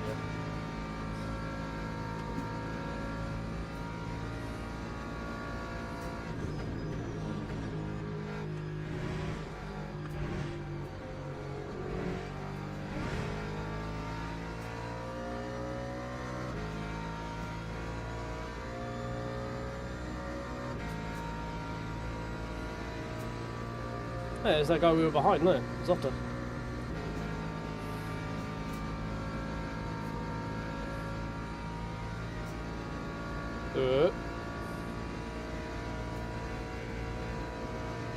Lap 146.28.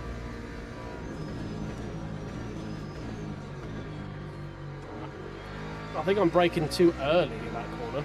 Because I think I'm braking on the banking, which is throwing the rear around.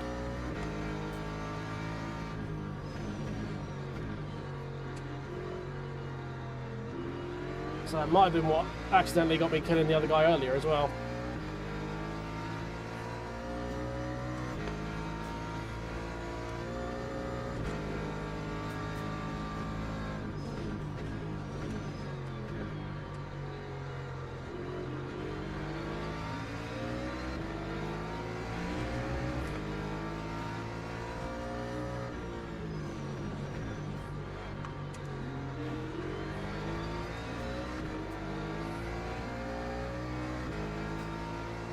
Tube just didn't get off the corner then.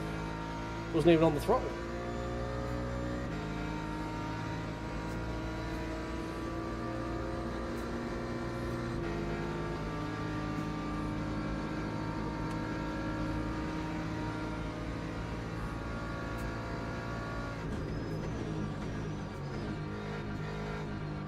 Alright.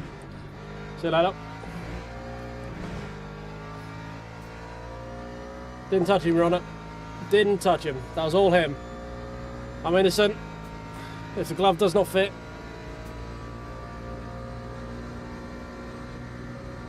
I said sorry. I got through it fine. It was just slow. Yeah, he said sorry in chat. I mean, I'm fine. Lap 147.93.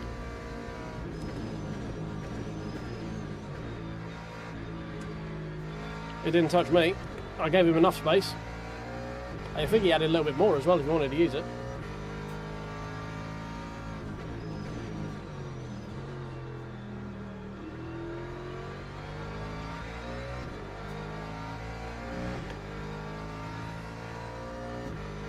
I saw you were, Mark, yeah. I saw you were in the race. Sneaky little Mark appeared.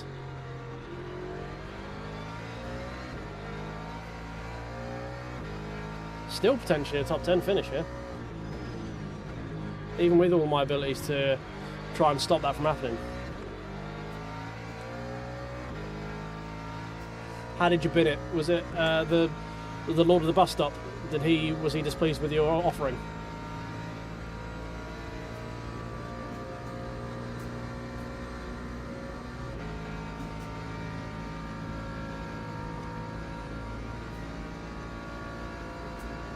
Yeah, if you want to know who there's the dead car before we even made it to T1, that'll be Alex. Right, Zota is very slow into the bus stop. We are learning.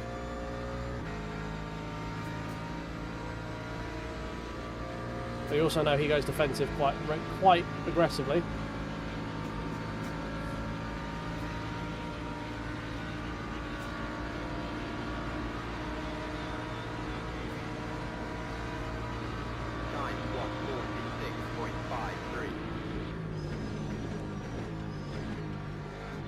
Alright, he meant to leave the cars with, but sure. I feel like you're about to run me off the track there if I hung it out any further.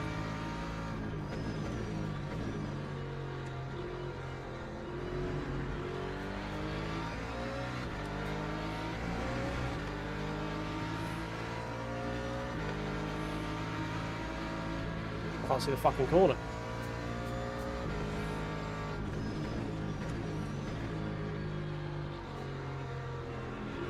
Steady, Porsche, that was never a gap.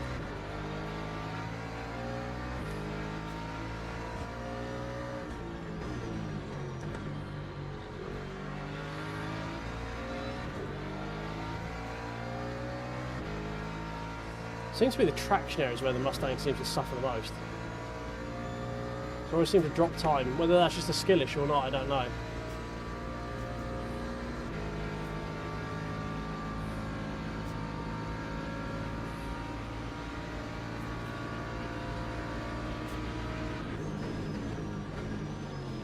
Alright, how slow do you want to go through here, buddy?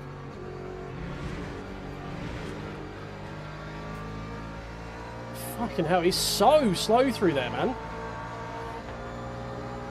Like, basically stopped in second gear on entry slow. That was fucking scary. Like, you know when they say park it, you don't actually have to stop the fucking car.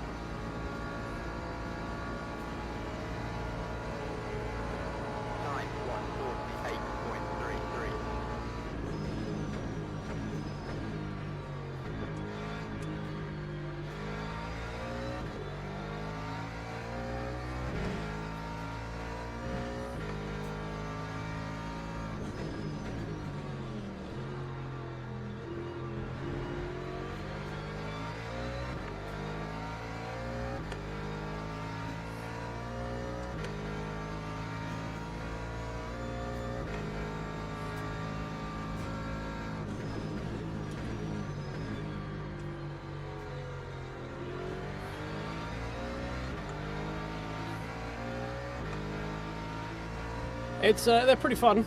There's a lot of investment. It does take a lot to get semi-competent in it, but they are a lot of fun. Very frustrating, but yeah, a lot less twitch than FPSs, especially modern day ones. I don't have the reactions for that sort of stuff anymore. I'm an old man, but they are incredibly competitive games as well.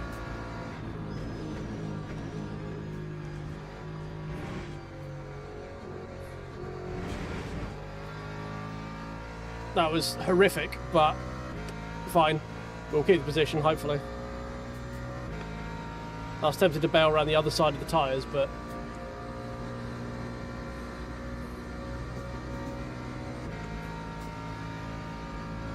Right, we've got one more. Yeah, one more lap. Yep, run away. Run away indeed.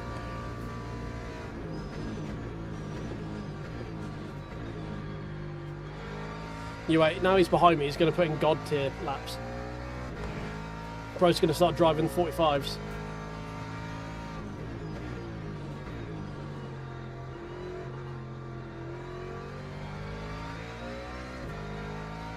Generally the evolution of people is you start in FPSs and then when you grow in wisdom you migrate from FPSs to sim racing. Sim racing at the moment is full of 30-plus-year-old former Call of Duty players who are, like me, too old and crippled to have the reaction speeds to deal with kids of nowadays. And then we get mad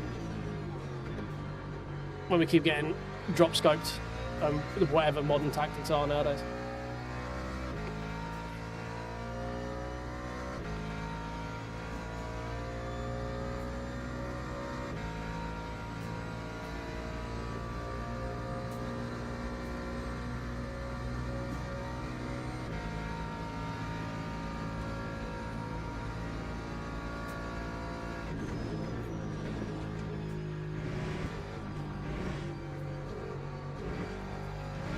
But you do get to play in really cool setups like this. Still an ace COD player, are you, Mark? Alright. I mean, I was never a good COD player. I was lucky if I went positive KDA. That's emphasis on the assists. Why am I in 6th this early? What am I doing?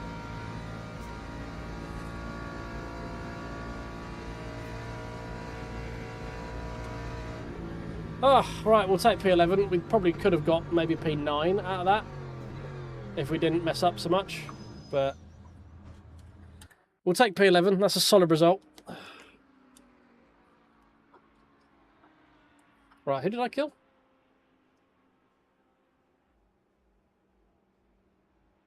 Who did I hit? Oh, Lascelles.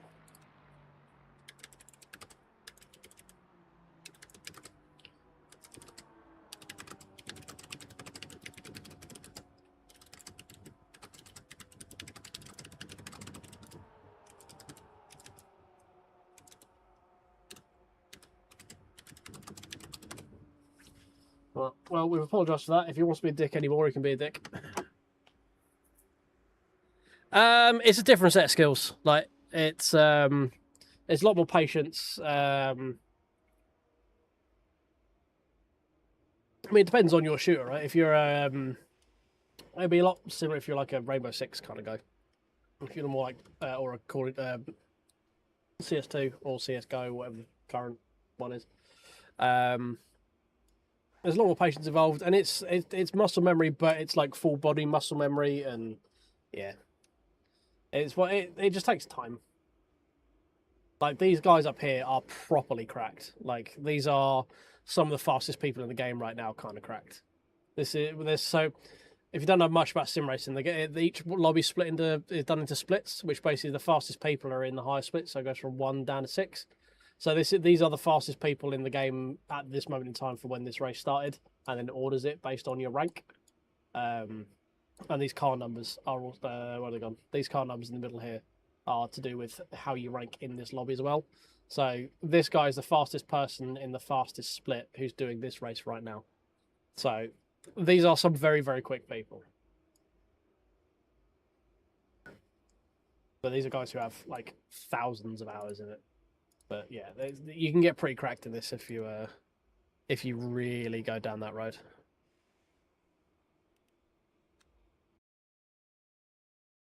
Oh dear. Modern Warfare 3. I mean, I stopped when it switched from like being Modern Warfare games, basically. Hey, we gained driver ranking. Thank God. I lost to 18 slower drivers in qualifying. Yeah, we don't quali so well. We don't quali so good. That's a known error. That is what they refer to in the trade as a skill issue. Hey, we got a Joker back. Right, should we go find somewhere to get a Joker? Use our Joker. Let's register for the race first, and then we'll look the replay.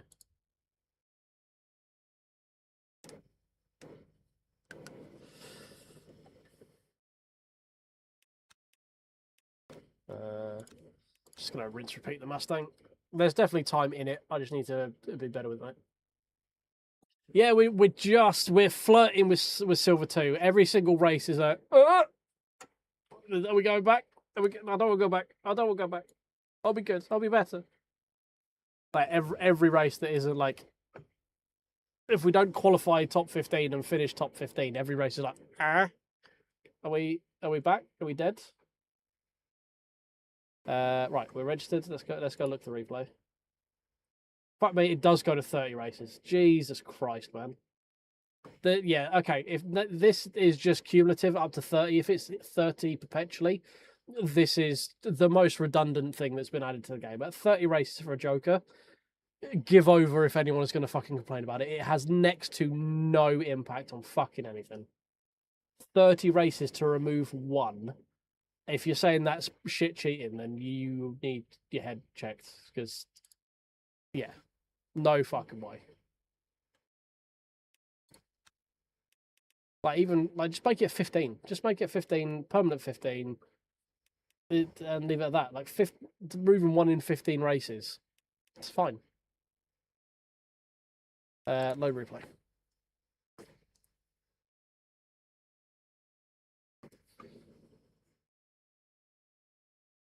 Mate, your 220 at Spa, you're pretty much like that's about where I am, if not a little bit quicker than me consistently. I'm flirting with the 220s.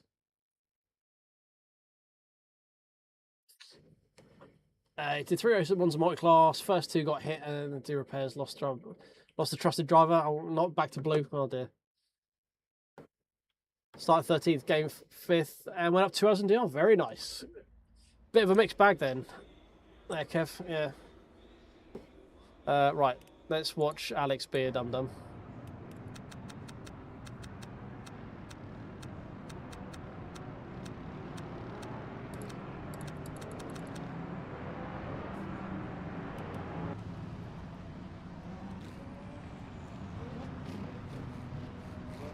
Yeah, I mean, 220 on Spa is quick. I mean, you don't need a wheel. A wheel is just another level of, like, engagement, and it's just like, this is all just to play pretend. This doesn't make you quicker. If any, it might make you more consistent, but it doesn't make you quicker. Right, Alex is about to be a dum-dum. Let's make sure we get this actual speed.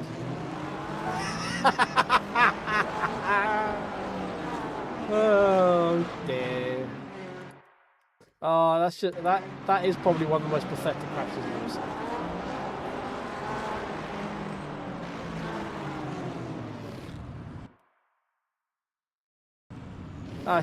This is just sad, just sadness. You know, how far do we think you made it? 20 feet? How many car lengths? Right, so we go green there. So we're midway across the line.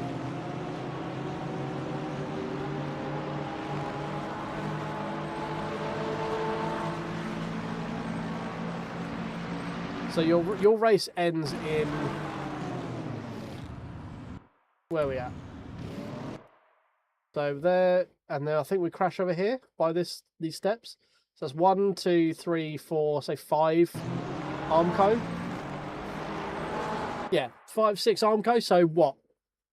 10, 15 meters?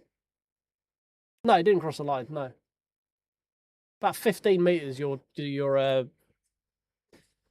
Daytona race, that one. That's pretty. Yeah, you'll be hard pressed to find someone who's had less than 15 meters.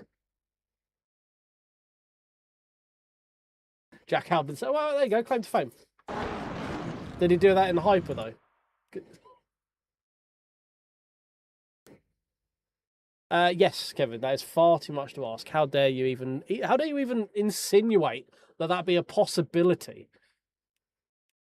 Do you want to see what I knew about the crash? The first I knew about the crash, there we are, we're right at the back. I didn't see much. Right, we go. Alex is dead. The first I saw of your crash was that. I just saw that. Just your wheel. It was making a bid for freedom.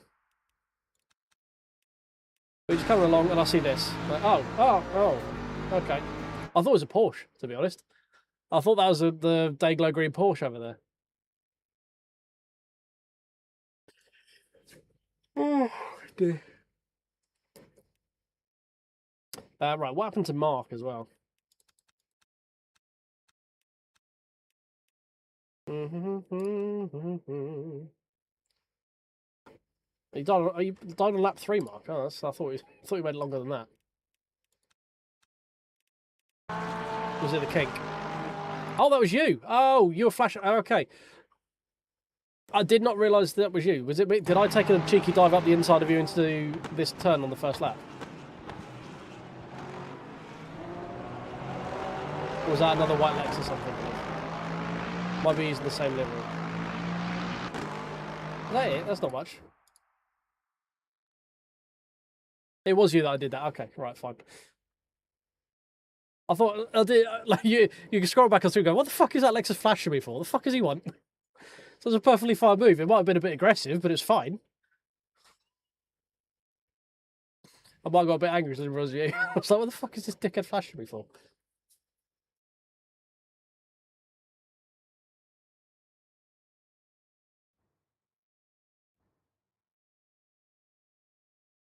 Yeah, it was a bit of a clusterclunk back here.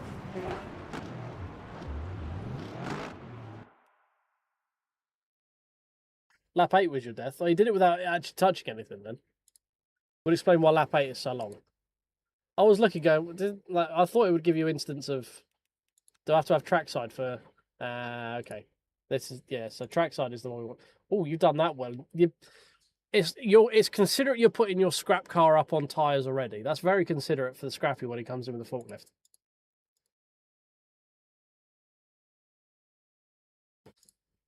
Apparently through all of that you were still hitting the wall, just FYI. So you probably had about 18 contacts with the movable. Ah, yes. There we go. That's nicely on the tyre there. Yeah, the bus stop giveth and bus stop taketh away.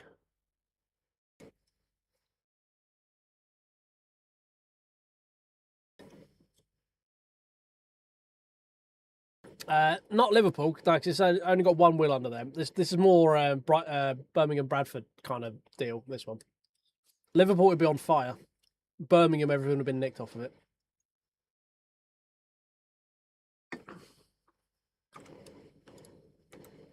Actually, no, Birmingham it just would have been nicked. Bradford, it would have been found with like just no wheels, no engine, no doors.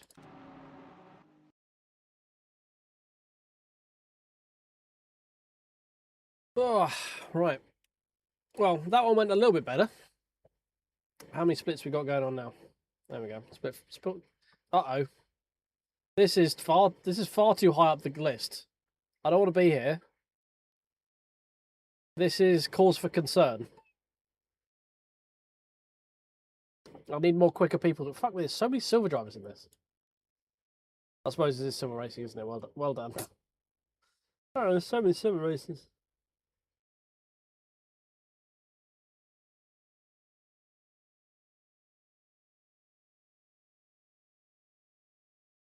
Henry Cowboy, that's an interesting name. Chester Crowley.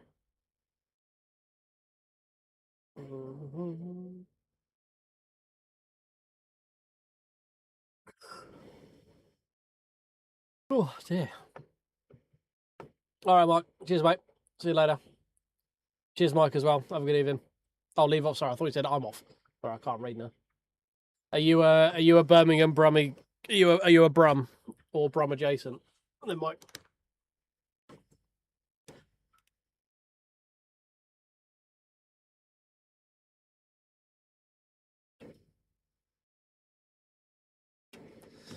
I've got some. All right, that's really random. I don't know why I've got some random T-nuts on that side of my rig, but I do apparently. You're a Scouse. Okay, fine. Well, then I don't know why you're taking offence to it. You know that your car, like, you can't tell that Liverpool doesn't have a history of burning cars. I would say I remember what happened when Liverpool won the league, but it's probably best not mentioning that, I think. I mean, I say that as if I know football. They could have won it last year for all I fucking know. I just know it's a meme. Not as big a meme as Tottenham, though. I don't know football. I don't even know why I brought it up. Waste of time sport, in my opinion.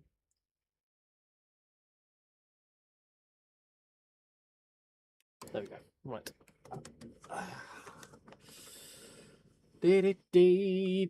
Dee.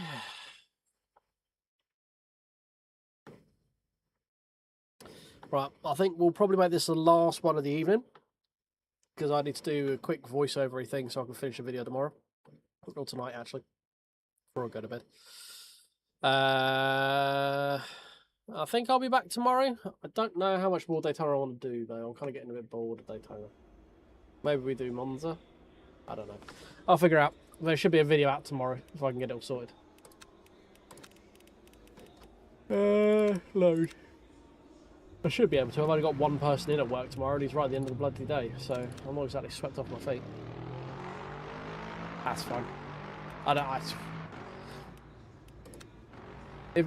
Rule number one of this place is never take anything I say seriously because at the end of the day I'm a fucking idiot. So generally, if I'm being a dick, it's because I'm trying to be funny, basically. But at the end of the day, I'm just a prick. So just remember that.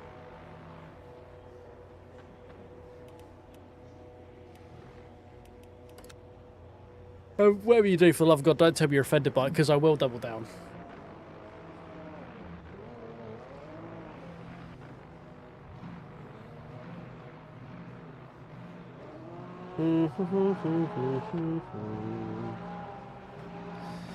Oh, right, let's put the aircon back on. It's still very hot.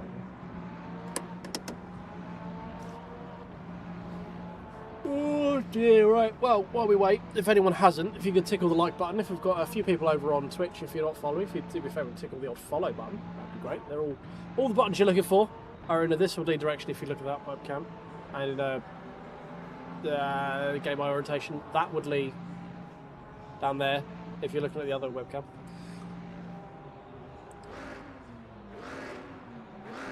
Right, so a good way to fill time is tickling buttons. Tickle the like button, tickle the subscribe button, tickle the follow button.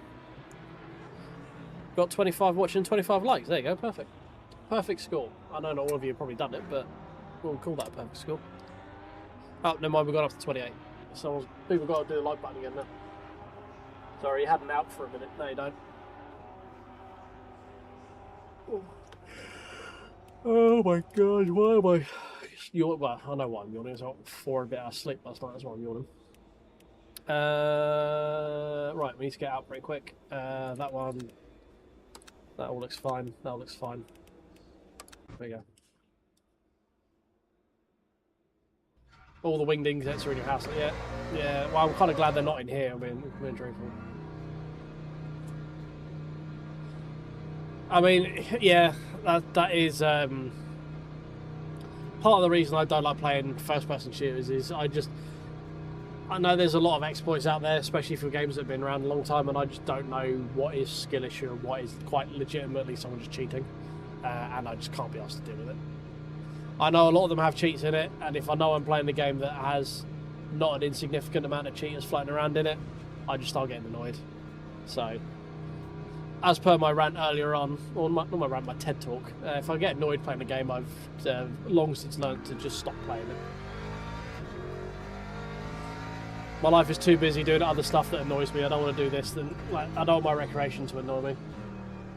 If I'm finding a game frustrating, I just bin it off.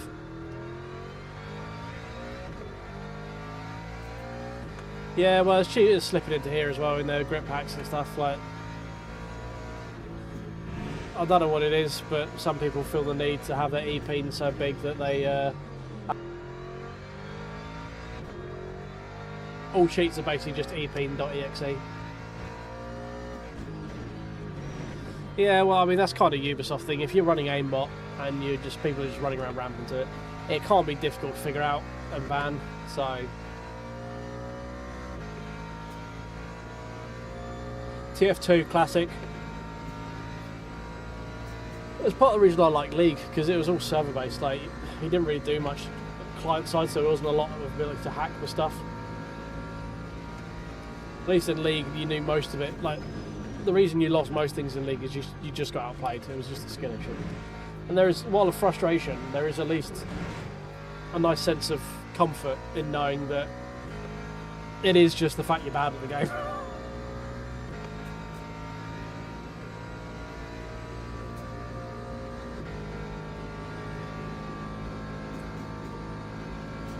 What car number are we? Car number 10. Okay, we're actually technically only one car higher than last race. Okay, fair enough. Cool. I am flagging quick right now.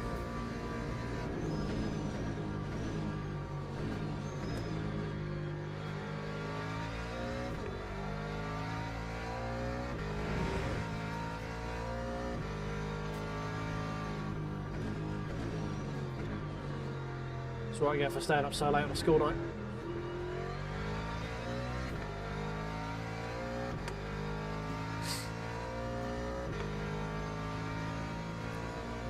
Right, let's see if we can beat our perpetual 46.4. I feel like I'm getting quicker through the bus stop, which I think is like the biggest pain point for me in terms of lap time.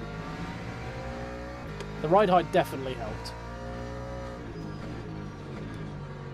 I think it has taken the edge off in a couple of other areas, but it definitely helped with the old curb scenario.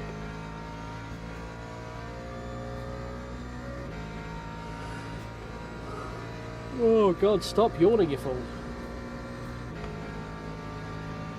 TF2 really was. It was so fun.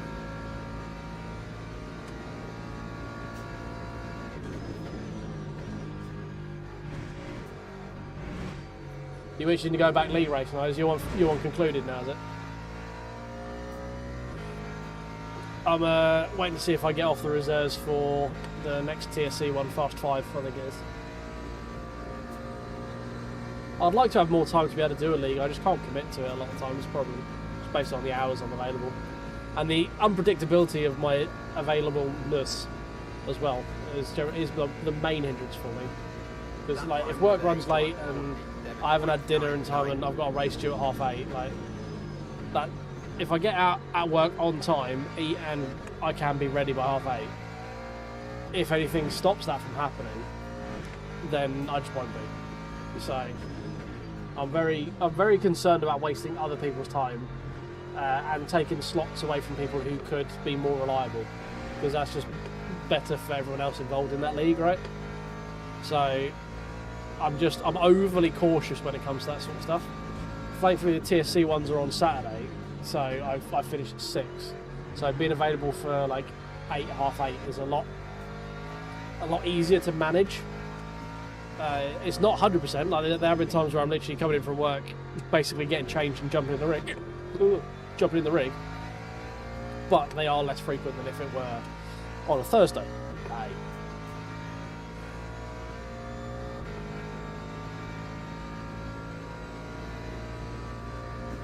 Yeah, T1's like, it's a bit of a weird one, T1 here. I can never seem to get through it. I can't figure out if going deep and then cutting back is quicker or staying tight is quicker. Like, with a lot of stuff in this, you just need to learn to just not ride the brakes so much. Like, a lot of issues in this is just being quicker through the apex. But it's just figuring out how to get that level of momentum to the apex safely. That's where the skill is. Because like, everyone can arrive at an apex at Mach fuck you.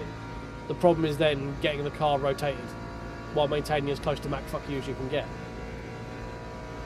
Lap 147.26. So yeah, I felt like I didn't do that any different from what I did the last corner. I think I was a little bit deeper on the brakes, potentially. But I don't know. I couldn't tell you immediately what I thought was different there than the last time I did it. But this time we went very deep and lost a few tenths. So, I don't know. Basically, just a fucking skill issue as per usual.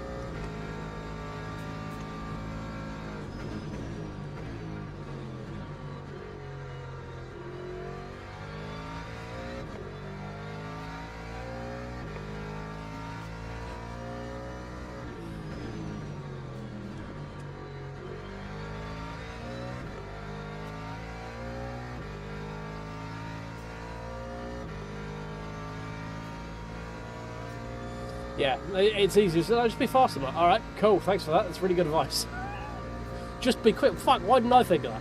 Why didn't I think of just being quicker? Fucking... Yeah, it's so simple.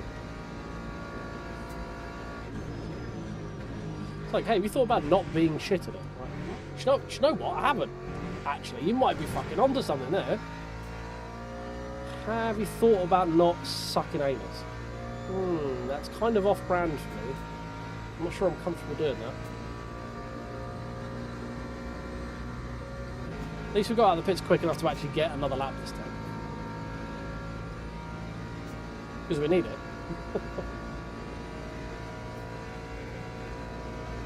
Lap 147.06. Right, cue me fucking up T1 again. See, again, couldn't tell you what I did differently there. Car just stuck. Much better than they did the lap before. No idea. I think my line was slightly different. I think we had a flatter line in, maybe. I don't know.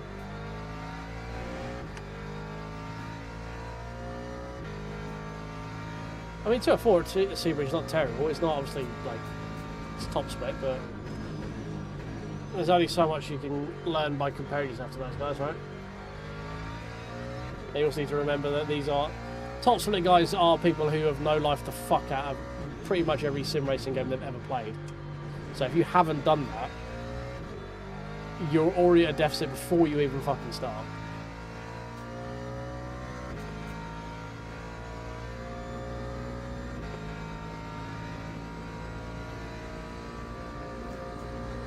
I think like the cracked guys are like 2-minute flat, maybe 201.1, stuff like that. Most people sit in the 202, 203s. So 204s will be probably like bottom end split 2, probably. So not a million miles off, but you know, still time to find there.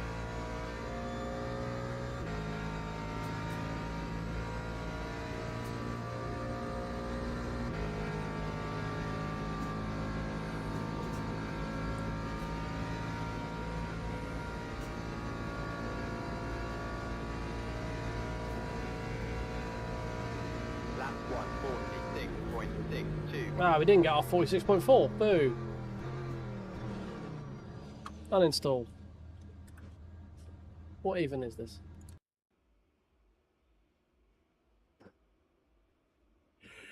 I'm not even fast as Mustang. Fucking hell.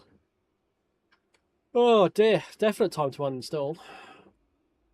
103%. There you go. Yeah. I mean, anything 100 and... Teams and drivers go to the anything grid 105 for or a better race is like start. upper end. I think say like 100 to 102 or like 101 102 is like top like 5% of people. I think sub 105% is like top 15%.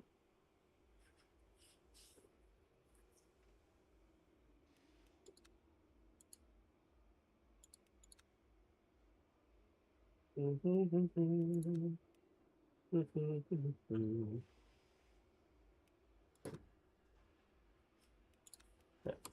Okay. Eclipse earlier and baby hedgehog running around the garden this evening. That sounds like a delightful evening. I got really... I forgot the eclipse was happening because it happened like as I was at work. And I don't know why. I don't know if anyone else got this. That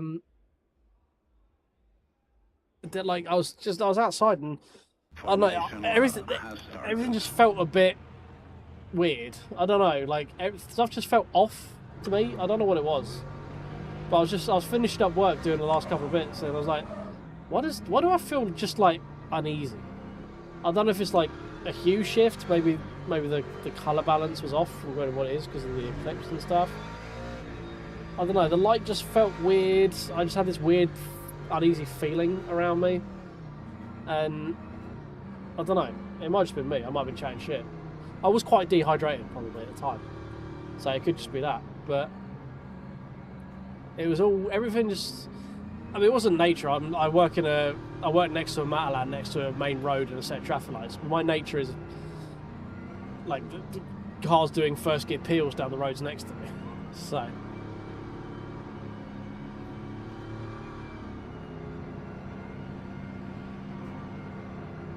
I know, just while I was gapping, I was just like, I just feel really weird. I feel really uneasy.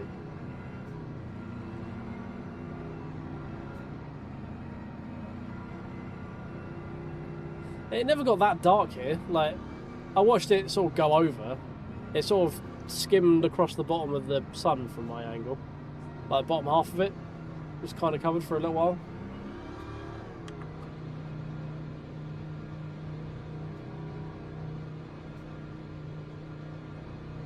It's not necessarily local. Well, funnily enough, it's not actually the local boy races. Down the road from me is a garage that has probably like a lot of people's dream cars in it. I was I've walked past there. They had two Enzos, a Bugatti EB110. I think the bloke is a licensed Bugatti repair guy now. Hold on to your butts, by the way, because we're about to go. There we go. Very slow, that one. Yeah, I mean, he's got Mercy SVs. I think he had Diablo SV. I've seen him in some point. Like Merc AMGs, every V8 thing you can think of. Oh, all right, cool. Can you stop hitting me, please? I love it when people just stop on the outside.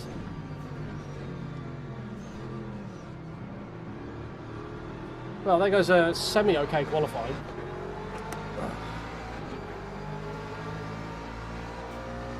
Nah, I watched it through pictures on my phone.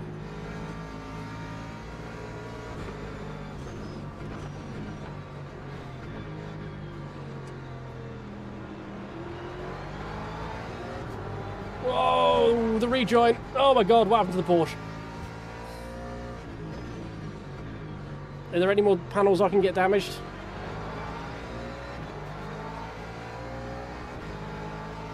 I'm going to be so fucking slow in a straight line. I hate having bodywork damage here. It's so bad. I'm not going to be able to catch anyone. This is going to be such a dull race now. Yeah, the Porker did kind of shit the bed there. I think he was just expecting to roll out wide, and then I was there. So I don't know what or how it happened. Oh, I'm gonna get fucking gobbled up here with everyone who managed to carry some form of momentum through the bus stop.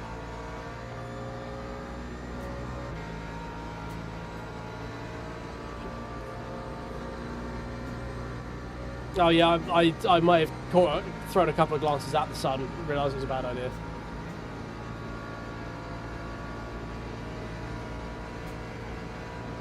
Time 2:03.36.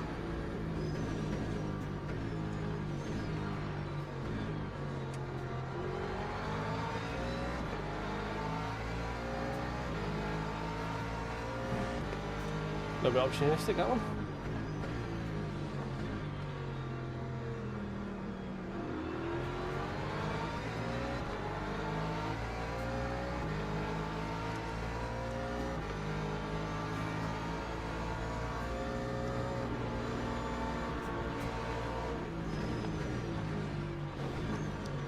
Alright, Lexus, again, don't quite know where you're aiming.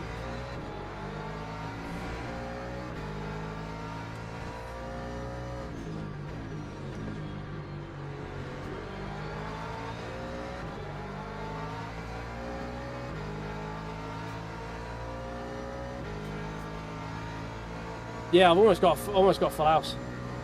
Just need someone to bang the door on this side and we got full house.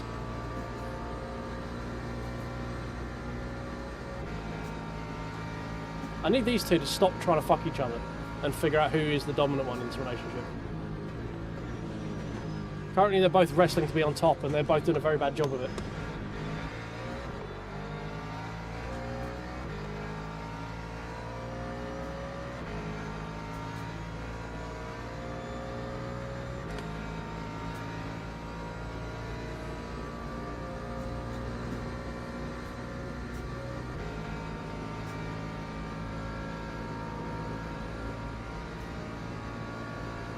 Oh my god, there's more murder happening on the straight here from that Porsche.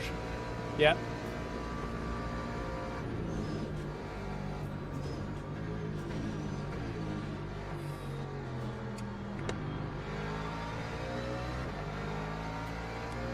That looks like an intent to me.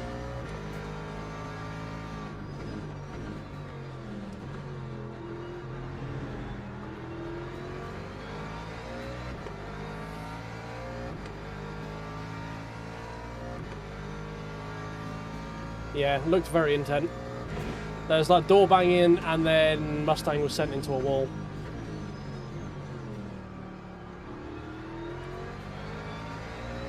Didn't look great.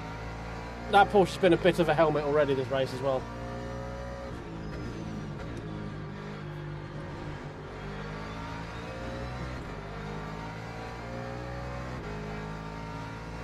Yeah. I mean, I'm not going to lie, I quite like being the fastest Mustang in the lobby. I'll take that accolade, but it's always sad when you see a fellow Mustang. Pour one out for a fallen Mustang.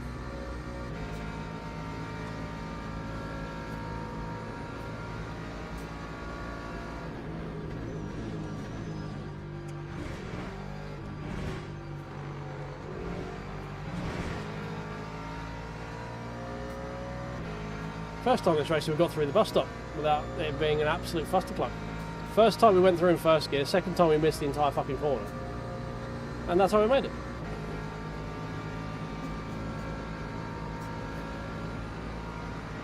There is still technically a gap there. I was tempted to switch into it, but That time was a 1:47.86.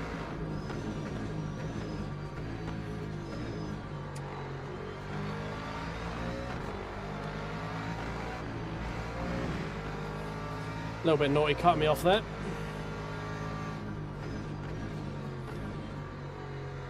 I was a bit concerned he was just going to cross my nose, so I let off the throttle a little bit. The crash was cinematic as fuck, yeah, you're not wrong.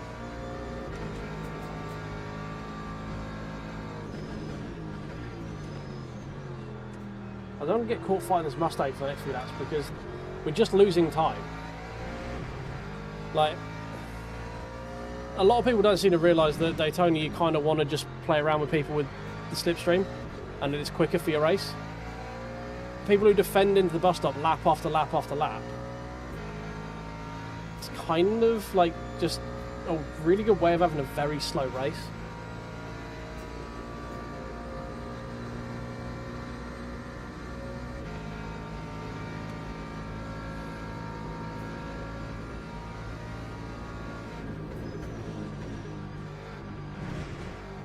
I'm not saying they shouldn't defend, I'm just saying, like, do you really want to defend really hard in the first 5 laps, let the guys in front fuck off down the road, and then just be stuck with no suck battling with someone who's probably faster than you anyway? Like, oh yeah, it's forever Mustang.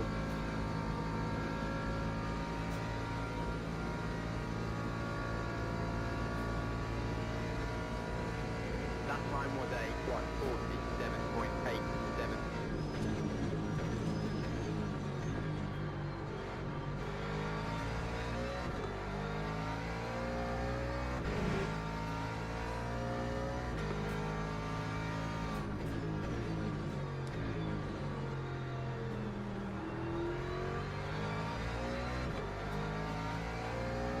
Yeah, that is the way.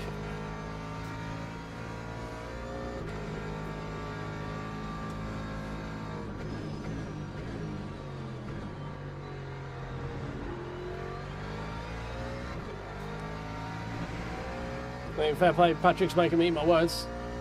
Thinking I was quicker than him, and he is starting to pull away from me now. Just cut that corner way too tight.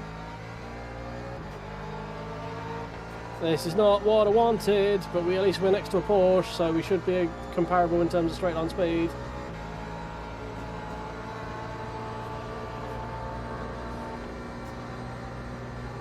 Because the Porsche is just kind of a joke on the straights.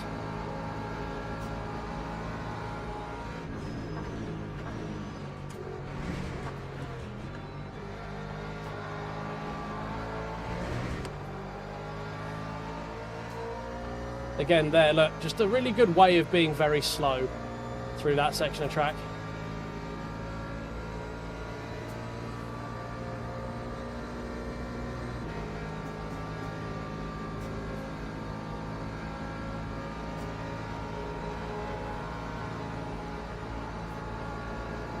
This is the bumper damage coming back to bite me, or the all-over damage, basically.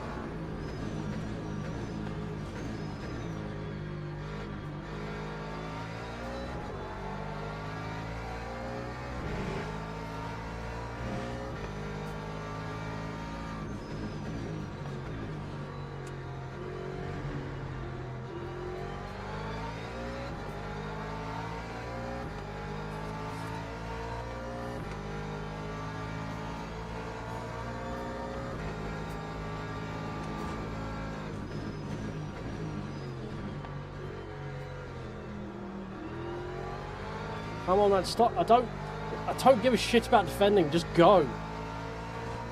Fucking, I want to get on the back of that group in front as quickly as fucking possible.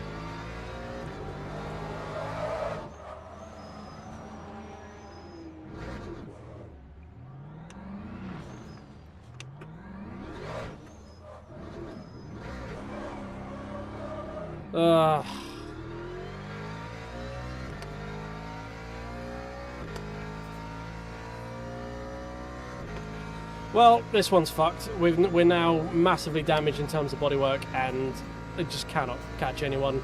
Now we don't have a suck. So this is kind of fucked for the next 20 minutes.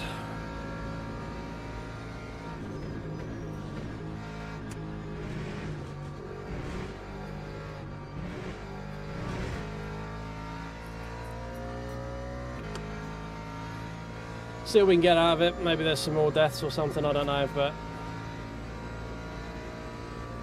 people are just so aggressively defensive in this game, and it doesn't work at Daytona. You need to work with people to be quick here.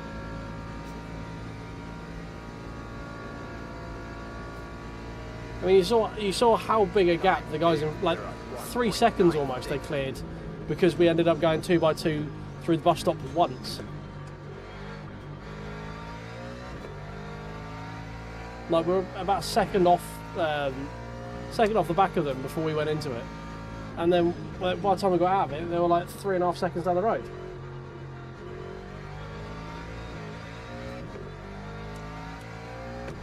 Have I fucked my tyres up? No, not really. They hot? No, not really. Rights are, but the car is very not happy. I'm wondering if I've got suspension damage that's not showing up in the little car map, because it's very not happy right now. This car is usually pretty planted, and it definitely hasn't been.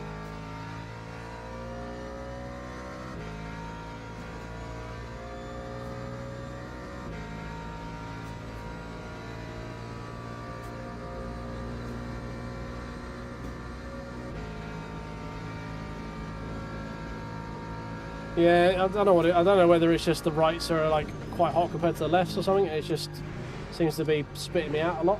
I don't know, but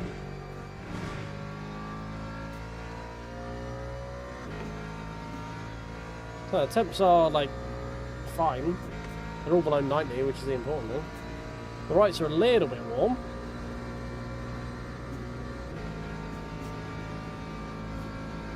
Less could do with being a little bit warmer. But that's basically just the banking, more or less. Lap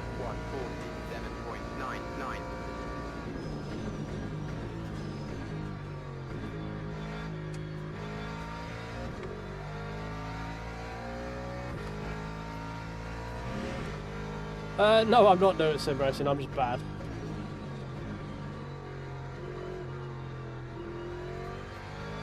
Well, I'm silver 2. I'm just having a bad one. I've got about 500 hours in LMU, something like that. I'm just very much a smooth brain. Very prone to overdriving the car.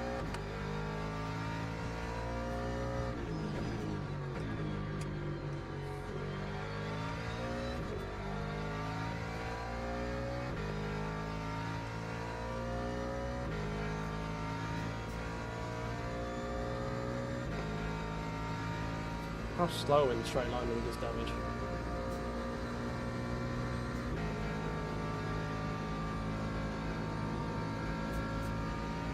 Pretty fucking slow.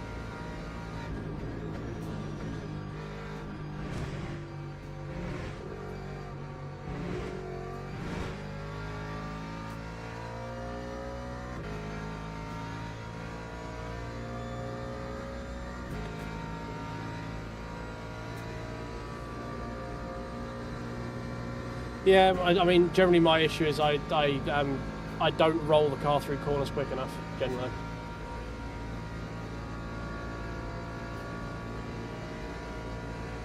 Time We're about 3 mile an hour slower.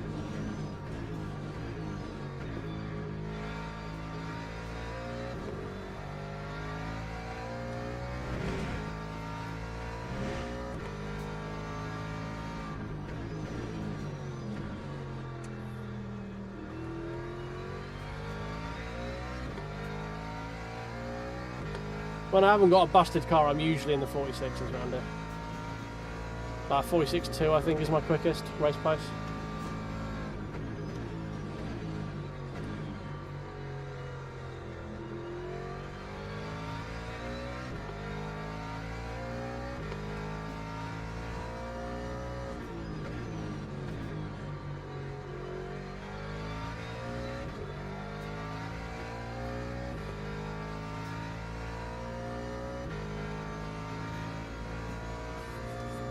I've just it's just been a very frustrating race. It's again another one where everyone is just fighting tooth and nail for every little position the entire race, and I just find it very annoying at Daytona more than anything else, just because of how fragile the car is when it comes to aero damage and straight line speed.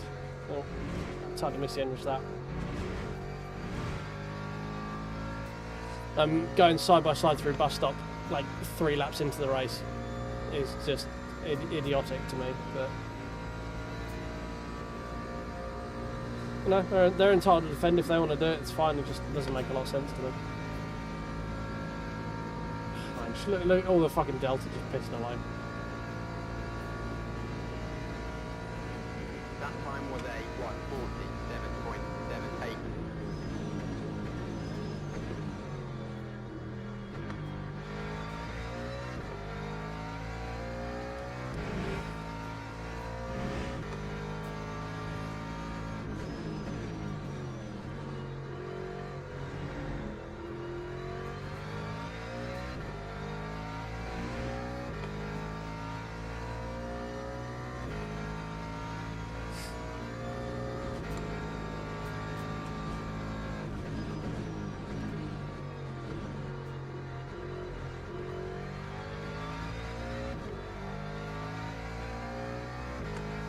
Well, who knows? We're having a bad race, so.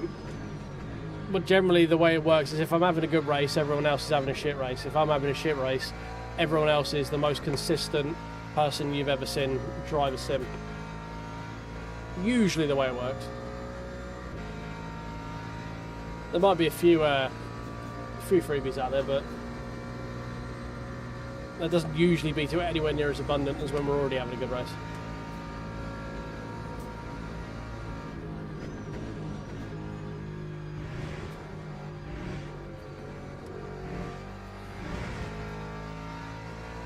Finally got through the bus stop kind of okay.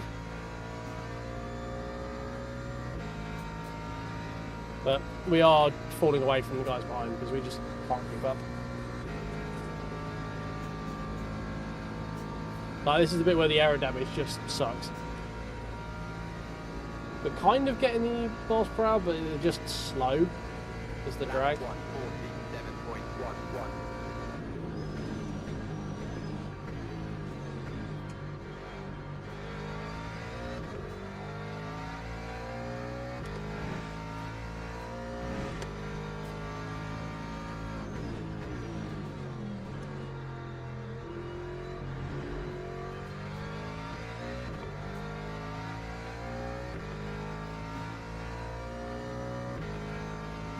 You can't, they're all at minimum tyre pressure. Basically, the game has got a minimum tyre pressure that you can't go below, and basically every setup is optimal with the lowest possible tyre pressures. Ideally, you want them lower than what the game will allow you to do, but you can't get them any lower. That's accidental neutral number 4 there for anyone counting. Pressures is secondary to temps. The temps is the main thing you want to monitor, but basically in LMU tyre pressures are redundant. They're always set at, I think it's 136, which is just the lowest the game will allow you to go.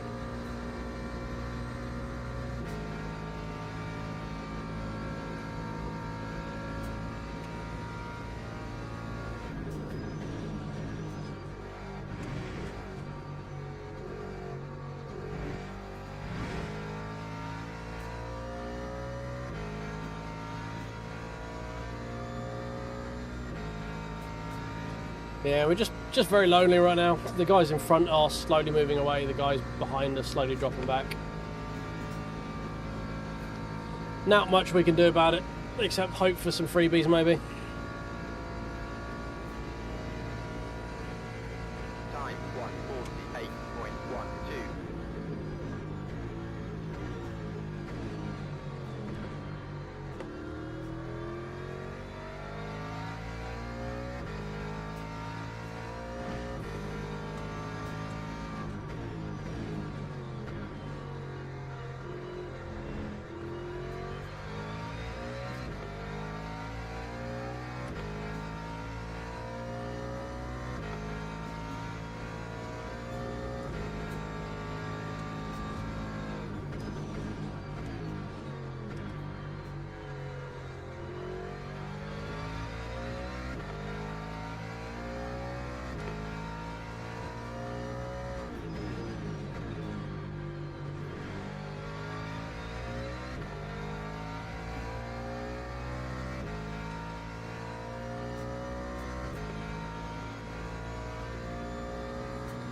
I think P18 and P19 are closer, but P20 is further away than it was. So we're both moving towards those guys.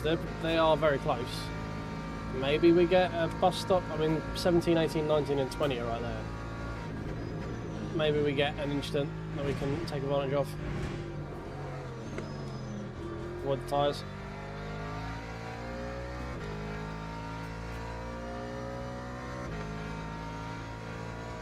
Oh dear. I've got V&Ms. V&M Pro V1s.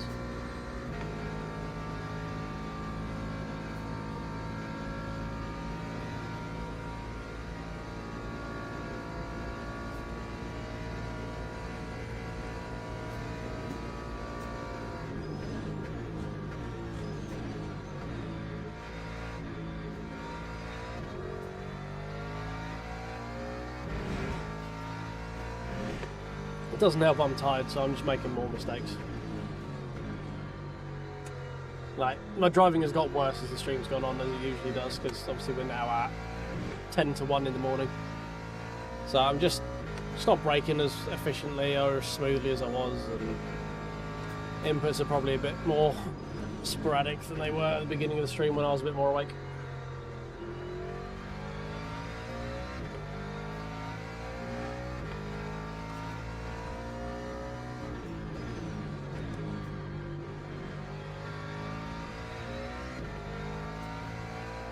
Oh, new freebie? No. Yes.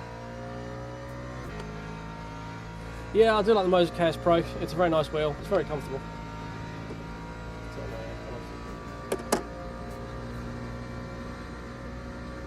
I'm in two minds of moving away from Moza potentially for base and wheel, but money needs to happen first for that, because I don't need to do it. It's a want, not a need. So it can go on the back burner for now.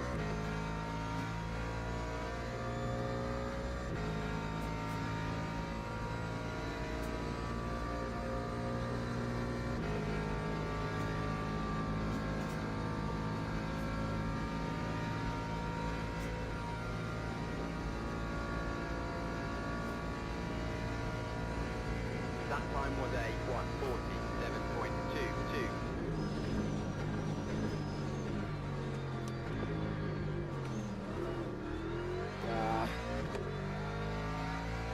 Downshifted too early, put too much power through the rear.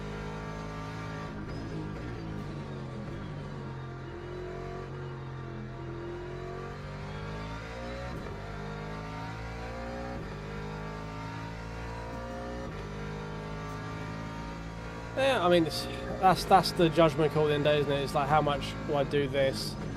Then there's like to warrant spending the money, but then you also are like, well, if I invest the money in getting it, will I do it more because I have a new thing to play with? Like, is there a world where you would like to do more racing, you just don't do it because you don't like using your wheel, or it has a certain issue, it's too loud so you can't do it at night? These kind of other questions that come into it. I mean, at the end of the day, it's much like forest fires. It's only a thing that you can help prevent or happen, you know. But there are other questions other than like, do I do this enough? You know, I find asking is like, would I do this more if I had a new thing? Longer than the initial all new shiny part of that experience, you know. Like, would you be racing now, but your wheel is too loud and your parents are asleep, or like, I don't know how to roll, or whatever, like partner's asleep, kids asleep, you're in a flat with upstairs and downstairs neighbours, so you can't be running a G920 with all its cog in at 1 in the morning, like, or whatever your time is, you know. There are other questions other alongside than, I don't do this very much now.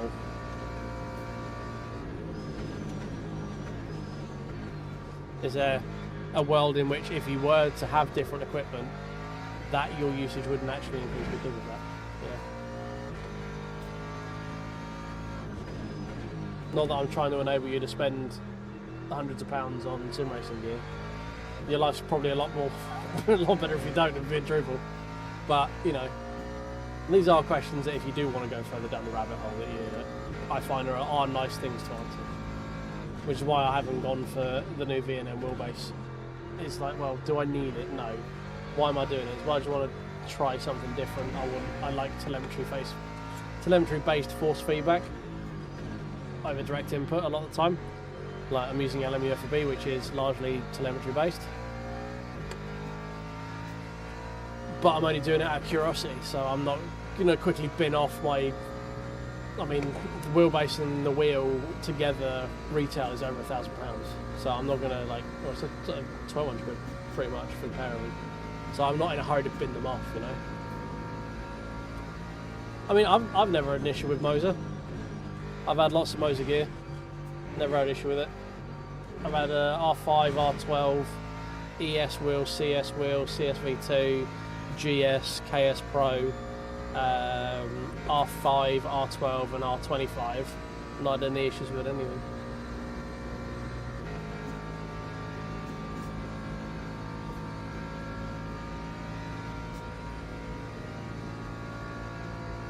So maybe it's just a lot more hit or miss potentially. Can depend on your market as well.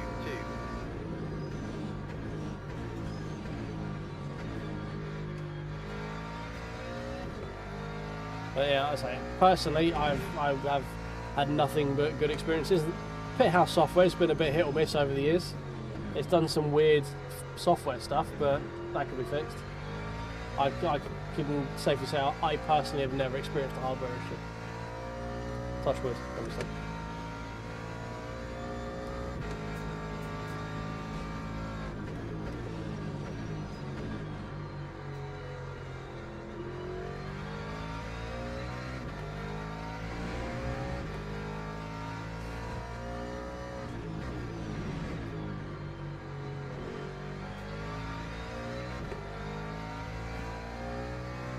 We're definitely getting closer to these guys, but it's just not making any difference.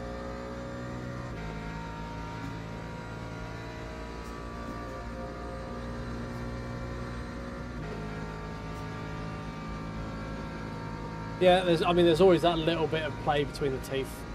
There's always that dead zone that no matter what you do, there's always going to be that mechanical play in the wheel. As you say, if you use it more, you will probably find it will get worse. I mean, it's mechanical gears, they're not, as far as I'm aware, they're not like Delring or anything, so they are durable and you will get hundreds of hours of use out of it, but there will be wear because there are there's more than one moving part. So yeah, fingers crossed, mate. First time I've heard KS Pro where you've got like someone's had to have multiple units. I know the KS when it came out and it was a bit hit or miss in terms of quality control. First one I've heard about KS Pro.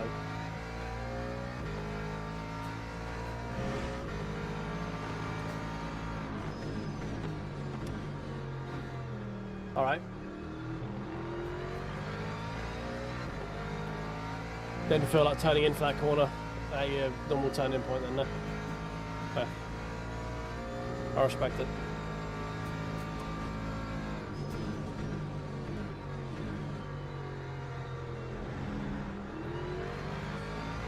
Alright. I could see that happening and just like, I'm just not going to touch the throttle for a sec.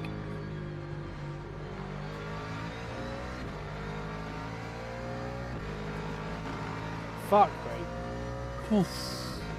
That was scary as shit.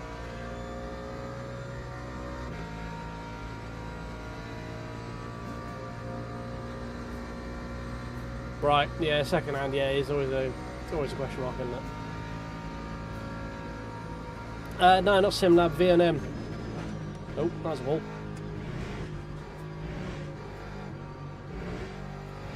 Looking at the potentially V&M 25. It's run on telemetry-based force feedback for a while. Well, basically since they brought out a wheelbase, it's had telemetry-based force feedback.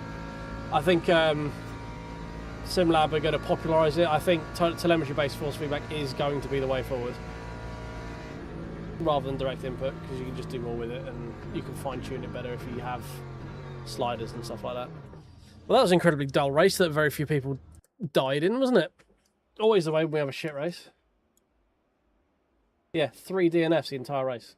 As opposed to every other one that's had like 8. The game just doesn't like me when it's like, oh, you're having a bad race? Well, everyone's going to finish this one. Oh, are they? Alright, cool. Right, what's the...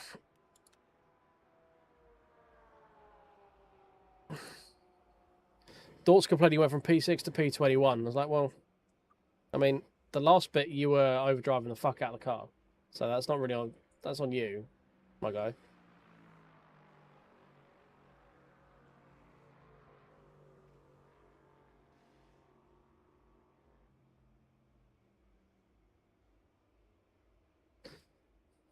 Oh well, we could have been in the teens, but we messed up. But oh well.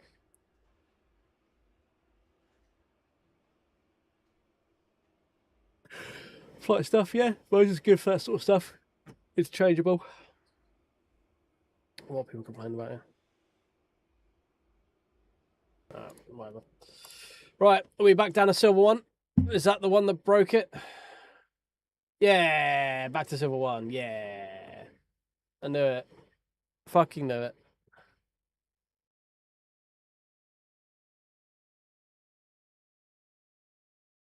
Only 2 greens the entire race, yeah.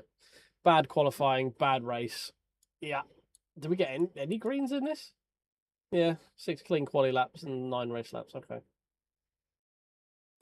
We knew it was happening. Daytona was never going to be the one where we keep silver 2. Yeah, we can watch the Porsche, yeah. I mean, we might be able to get it back. I've got a Joker to use. We'll have a look. Let's go to profile. You do one more, yeah. It's good. Oh fuck me, we lost a lot there, didn't we? That's only 1 chunk we lost. Oh. Have we got any? There's a double down here. That's probably going to be the best one to Joker, I think. I'll beat you to it, mate. I've already got rid of it. So we've got double down there. Another double down there, and the Joker. I think it's going to be probably this one. Let's Joker this one. Yeah, back up to silver 2. Yes, yes, yes, it works. The system is fair and true. Best system ever made. Back in silver 2, boys. On pace alone. What even happened in this race? This is one we dumped. Yeah.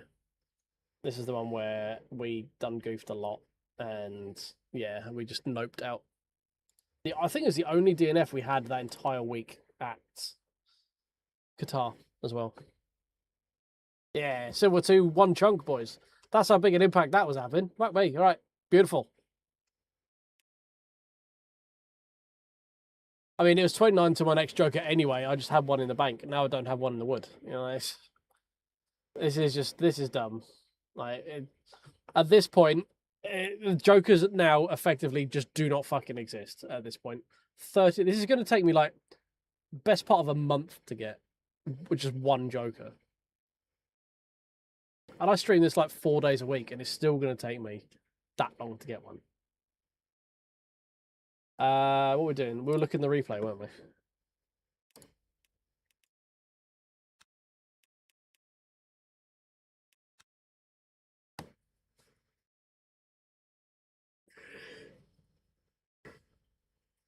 Yeah, now if we get like 3 DCs in a row, we're SOL. So, you know.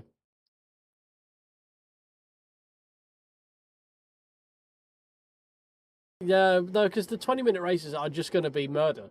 So, like, doing the 20 minutes to earn the Joker, it doesn't matter if half of the ones I'm going to be way out of position in anyway. It's in my interest, ironically, to do as little races as possible, because I'm way overranked right now. So the more races I do, the quicker I'm going to get found out, and the quicker I'll go back to silver 1. If anything, what I should do is fucking retire. Right, here's the course we're looking for. There's the blue and white one, wasn't it? It's this guy. The one in front of me.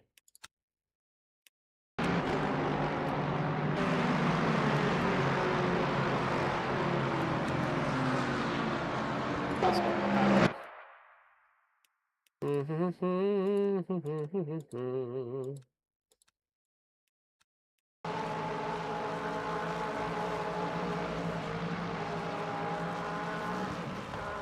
Yeah, that is 1,000,000% intent wreck. 1,000,000% intent.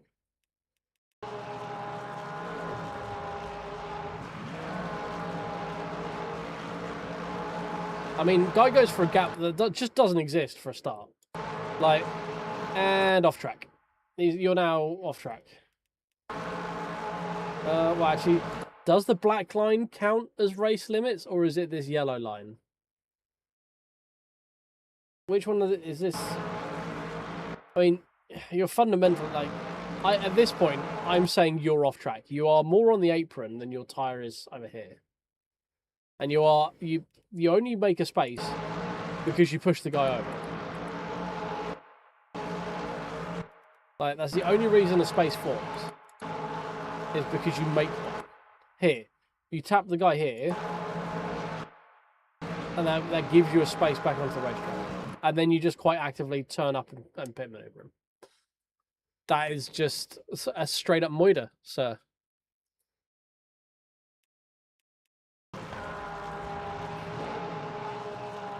That's a pretty clear cut murder, that one.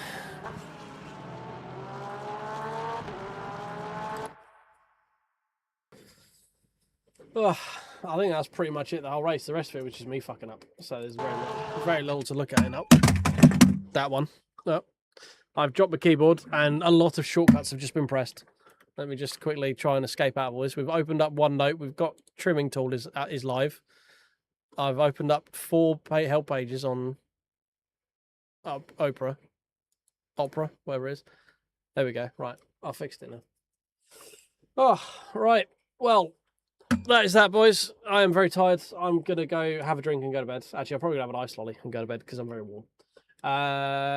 Might be back tomorrow, maybe. I'll see how I'm feeling. I'm kind of Daytona'd out at the moment.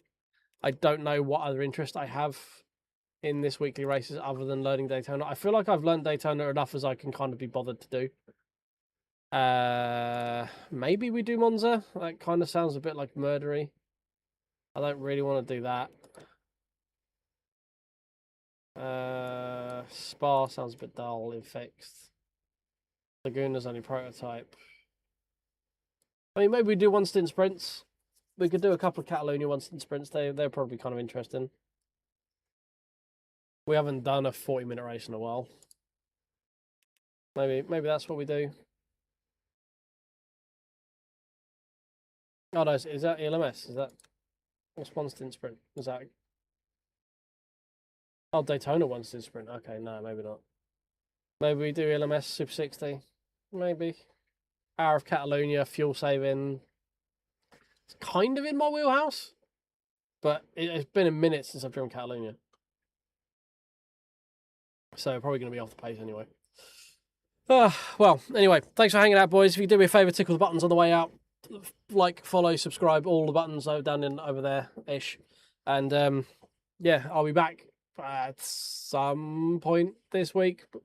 We'll be doing Spa on Sunday, probably, if I'm free with Ollie. So keep an eye out for that, and I might be back before then. But if not, have a good morning, evening, afternoon, whatever it is, wherever it is you are. And I'll catch you boys in the next one. Cheers.